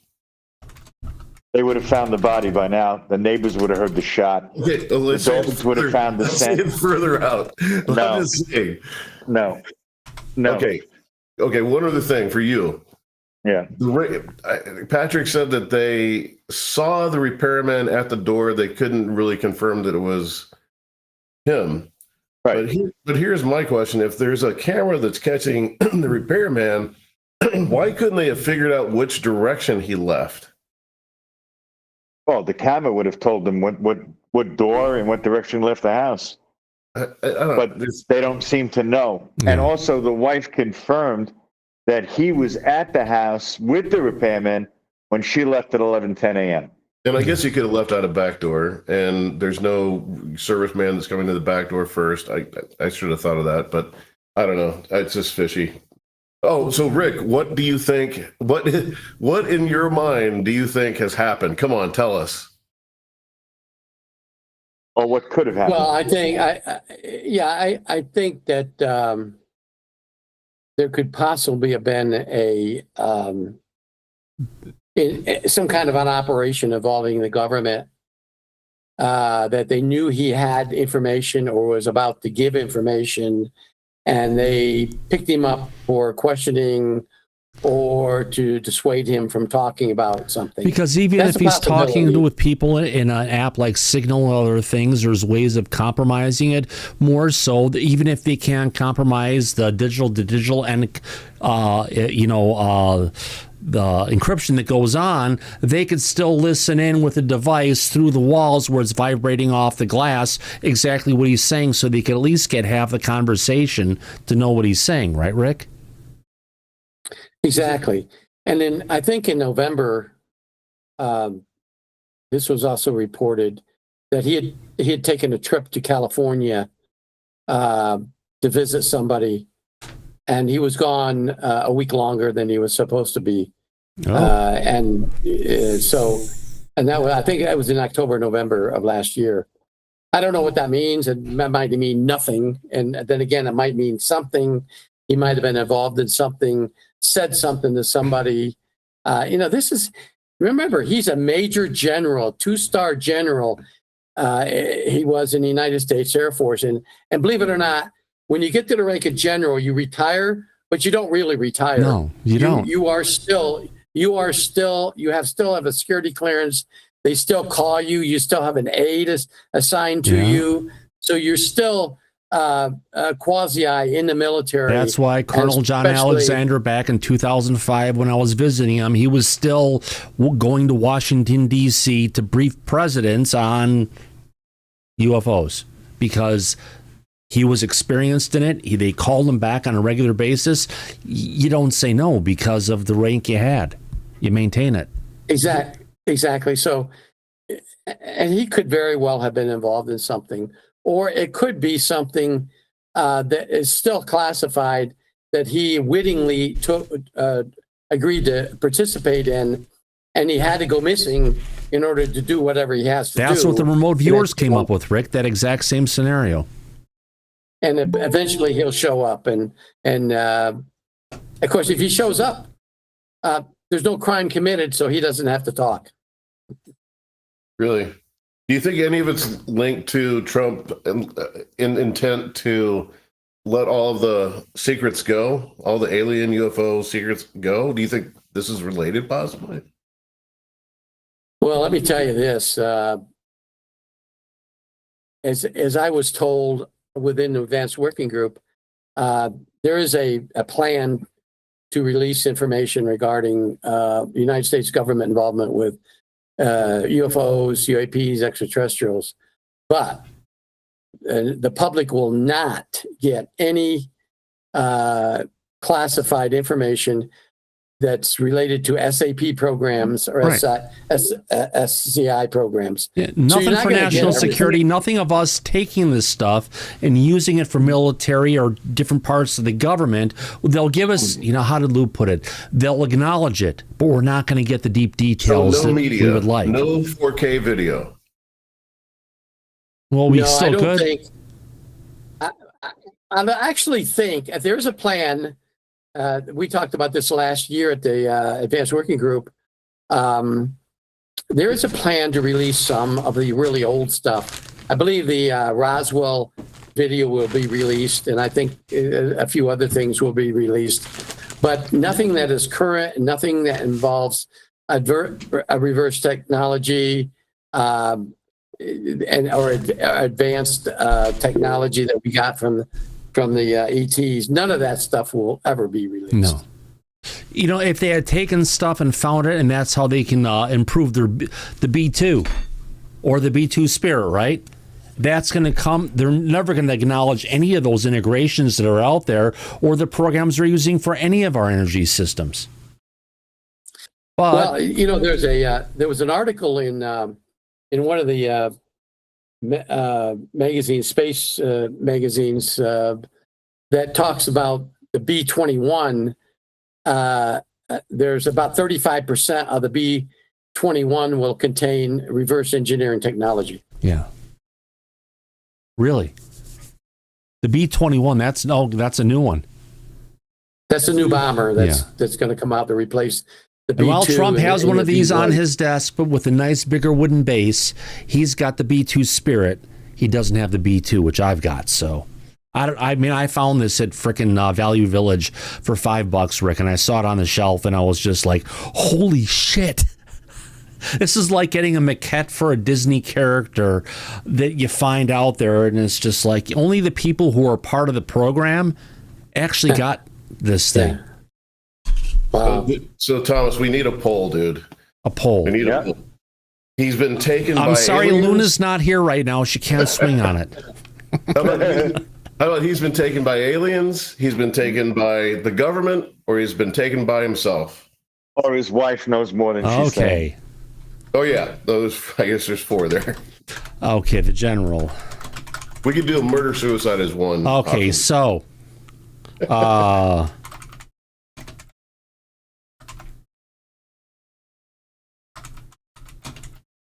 taken. Okay, the General M taken by. It's like writing a variable name in code.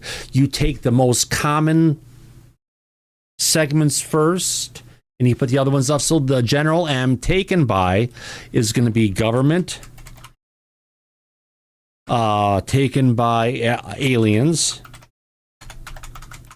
or taken by self, meaning he got rid of himself. But wife, what about murder? Murdered by, but murdered is a whole bunch. Are you talking? Yeah. Was he X'd? We can't say the M word, but was he X'd out by the government, the aliens or self, or was he taken out by? Meaning he's going to go to the government. They're either gonna X him or they're gonna take him into their control, and maybe someday we'll let you out as a witness with a different name. Other one, he's taken by the aliens. The other one, he's taken by himself. Right. I'm just loving the chat right now. There's so many suggestions about what the third one should be, and the fourth, I guess. Well, Brian, your hand is up. Do you have anything to add to the poll? I think he on something else. No, not to the poll. All right, so let's get the poll up here first. It's there. Let me go ahead and get it. The General M was taken by the government for whatever reason, alive or dead. Aliens, alive or dead, or self. Yeah.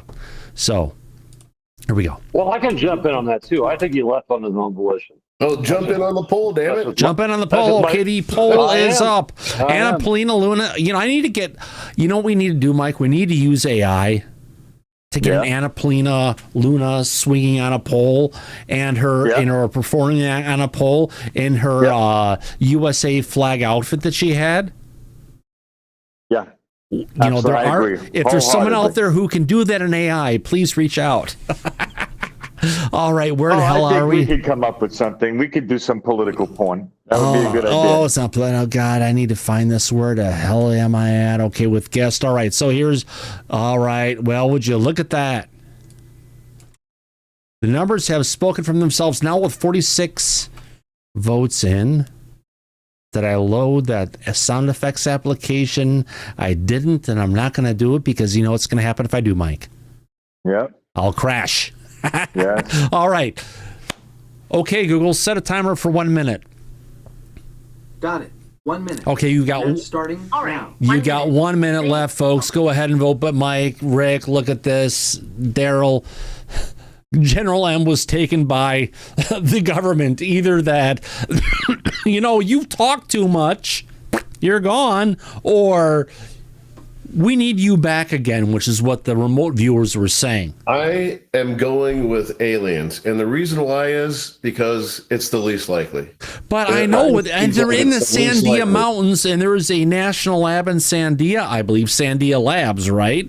Which means they do come there on a regular basis, and people say, oh, no, they don't. But taken by self is coming in it's more than almost 3 times, Daryl, of taken by aliens. I'm sorry. Because I think we did this before. We've already done one of these polls, but the next one we should have maybe a murder self option or a murder and self. All right. But right now, government is the one that has it. So I guess it comes down to a follow-up poll, right? Yes, at some point. And let me take a screenshot of this because it's 6112. Right now, Rick, I have to ask this question. So, when you get to own secrets of the government, shouldn't you, as a contingent of knowing a secret, be chipped so that nothing like this can happen unless and if you pull it out, it's just like in the movies, everybody's alerted, you pulled it out, but you have a chip. Why aren't these people chipped? My dog is chipped. Who says they're not? Oh, right. It seems crazy to me that they wouldn't be. Believe me, if you have that type of information, you're controlled one way or the other. Well, he covertly planned a perfect operation. Everybody said he would be the smartest person in the room. So he's proven it, I guess. He's managed to escape everybody. Amazing. All right. I've got it. So as a follow-up, we've never done a follow-up before, but we're going to do it now because it was so good, and we're going to do this just because it makes sense. General M was taken by the government and he was X'd out, or you're drafted. You have to come back and be activated again. And that second one, you're drafted, is exactly what the remote viewers said. Well, I could add something to that. If he was being called back into government service with people that he knew and worked with during his 34 years, I could tell you he wouldn't be bringing a handgun to go back to work. That's the one thing that stands out. There's no way. Plus, again, if this was something that was voluntary, he wouldn't have to have his wife reporting him missing to the local I know, authorities. but we're already past that. We're in the part where the audience said 61% of the audience of 70 voters say he was taken by the government, irrespective of him taking the gun or not. We're down that path of the general was taken by the government and he was either X'd out or you're drafted. What do you think, Mike, on those two choices? It's very obvious that, number one, the audience is wrong on being drafted. And the only other thing is that if he brought his gun with him, he was X'd out. He knew something was wrong. All and they got him. So that's how I see it. So he brought it with, in the last minute before they'll take him out, he's going to take them out and go out in a blaze of glory. Right. So I have another theory here. Oh, let's take it. Let's hear it, Rick. One of my compadres from the Advanced Working Group who's watching this program. And he says, perhaps this was arranged. He was set to be picked up by a foreign intelligence service, but the government got him first, and everything else now is just a play against that. So he's under protection of the government now. What about that? So you're drafted, in other words. We're not killing you. Yeah. We're pulling you in for whatever. Could be witness programs or different things or whatever it is. You may have exposed yourself to different things unintentionally, but you did, so now you need to go disappear. But Tom Whitmore, welcome, my friend. Your hand is up. Take it. Hi. Is it not a coincidence that he disappeared the day before the Iran attack? I don't know if they're connected, Tom. They may not be. More than likely, they probably aren't. Oh, let's ask the audience that one. Oh, that's a good poll. There we go. I'm a strong no. Good question, Tom, though. That was a good question. But, Rick, I also want to point out to you real quick, and you should know this. Anybody that would be going into any type of government witness protection program, they don't go armed. They would never allow that. I don't care who it is. So yeah, I agree. Right.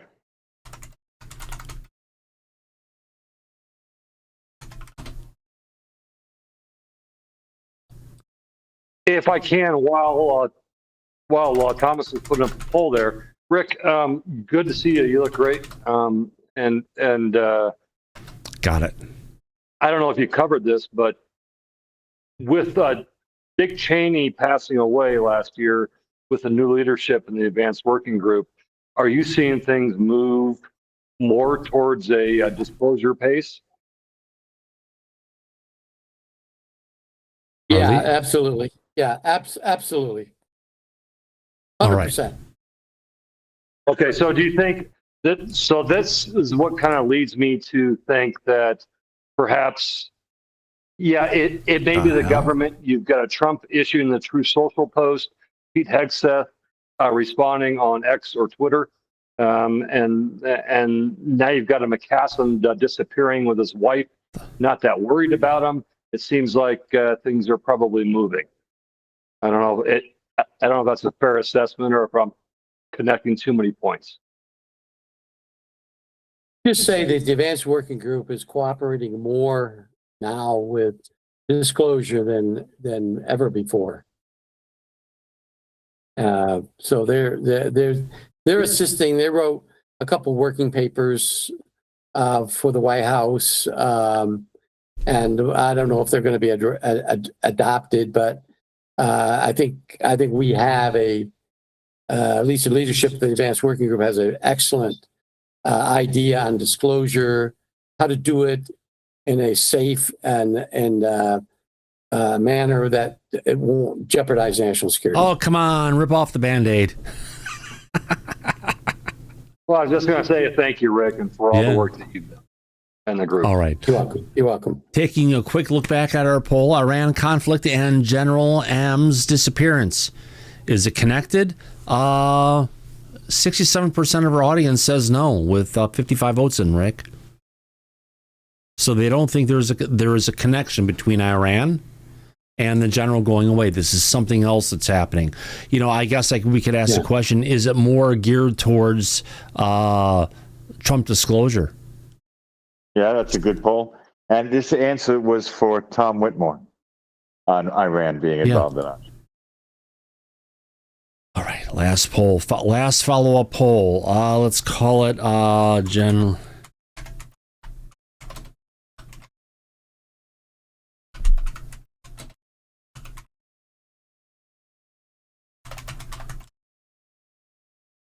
Yes or no? This is a really easy one, folks. Last one of the night, I think. General M's disappearance related to Trump disclosure. Yes or no? Coming out of the gate. Hey, Google, set a timer for 1 minute and 30 seconds. Ignore that, Google. Sure. 1 minute and 30 seconds starting now. All right, so lopsided. Answers there already. As I'm eating a tater tot, sorry folks, they're fresh out of the oven. 65%. It's a 2/3 and 1/3. We have 66%, give or take, going to yes, 34% to no. There's no way for that number to go ahead and rectify itself, Daryl. Do you put ketchup on your tater tots? Yes, and lots of black pepper, but I can't right now because I'm running a poll. Oh. And I had heated tater tots delivered to me. Get off the pole, Thomas. Get off the pole. That's what my grandpa always said. But we need a black pepper sticker too. Put them on the side in the pool. All right. Apparently, the tater tot gods have spoken. No, we have 32 seconds left for this survey. We'll see where it goes. Hey, we're having a fun time tonight. Looks like the family's back together. It has been fun. You're right. 61 votes in, 19 seconds left to go. Mike, how would you have voted on this? I wish there was a third option that said maybe, because I'm not sure if it is or it isn't. Maybe it is, maybe it's not. So I can't commit to yes or no. When did you stop beating your wife, Mike? Oh, sorry, my alarm's going off for some reason. There we go. That's okay. It's in the Bible. But that's one of those questions. When did you stop beating your wife? You did stop beating your wife, right? No. Yeah. It's a loaded question. All right, let's take this for posterity, my friends. There we go. Last poll of the night. Great conversation. Great opportunity to hang out, talk about disclosure and things maybe not about disclosure, but that are going on right now. And we all have a lot of experience in this, right, Mike and Rick? Yeah, that's right. Yes, and Susan is with us too. Yeah. Yeah. So yeah, we have a lot of cops on the show tonight. This is a fun conversation, and it's really an interesting case. It is. And as it goes on, it may be something, depending if there's more news on this happening, we'll be covering this more often. Oh, absolutely.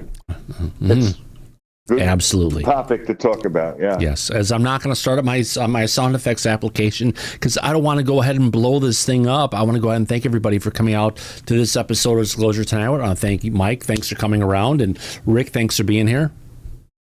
Oh, my pleasure. You're very welcome. Absolutely. It's good to see you, Rick. Yeah. It's been a while. Thank you. Thank you, Mike. Yeah, Yes. it has been, and I was tied up with other Absolutely, matters. my friends. No, I know. We'll talk after the show. It's fine. Exactly. Follow chat, my friends. And as we just say at the end of every episode of Disclosure tonight, eyes open, no fear, be safe, everybody. But yes, we'll catch you on the flip side. Get some Talk to you tater tots, soon. Ferrari. Bye-bye.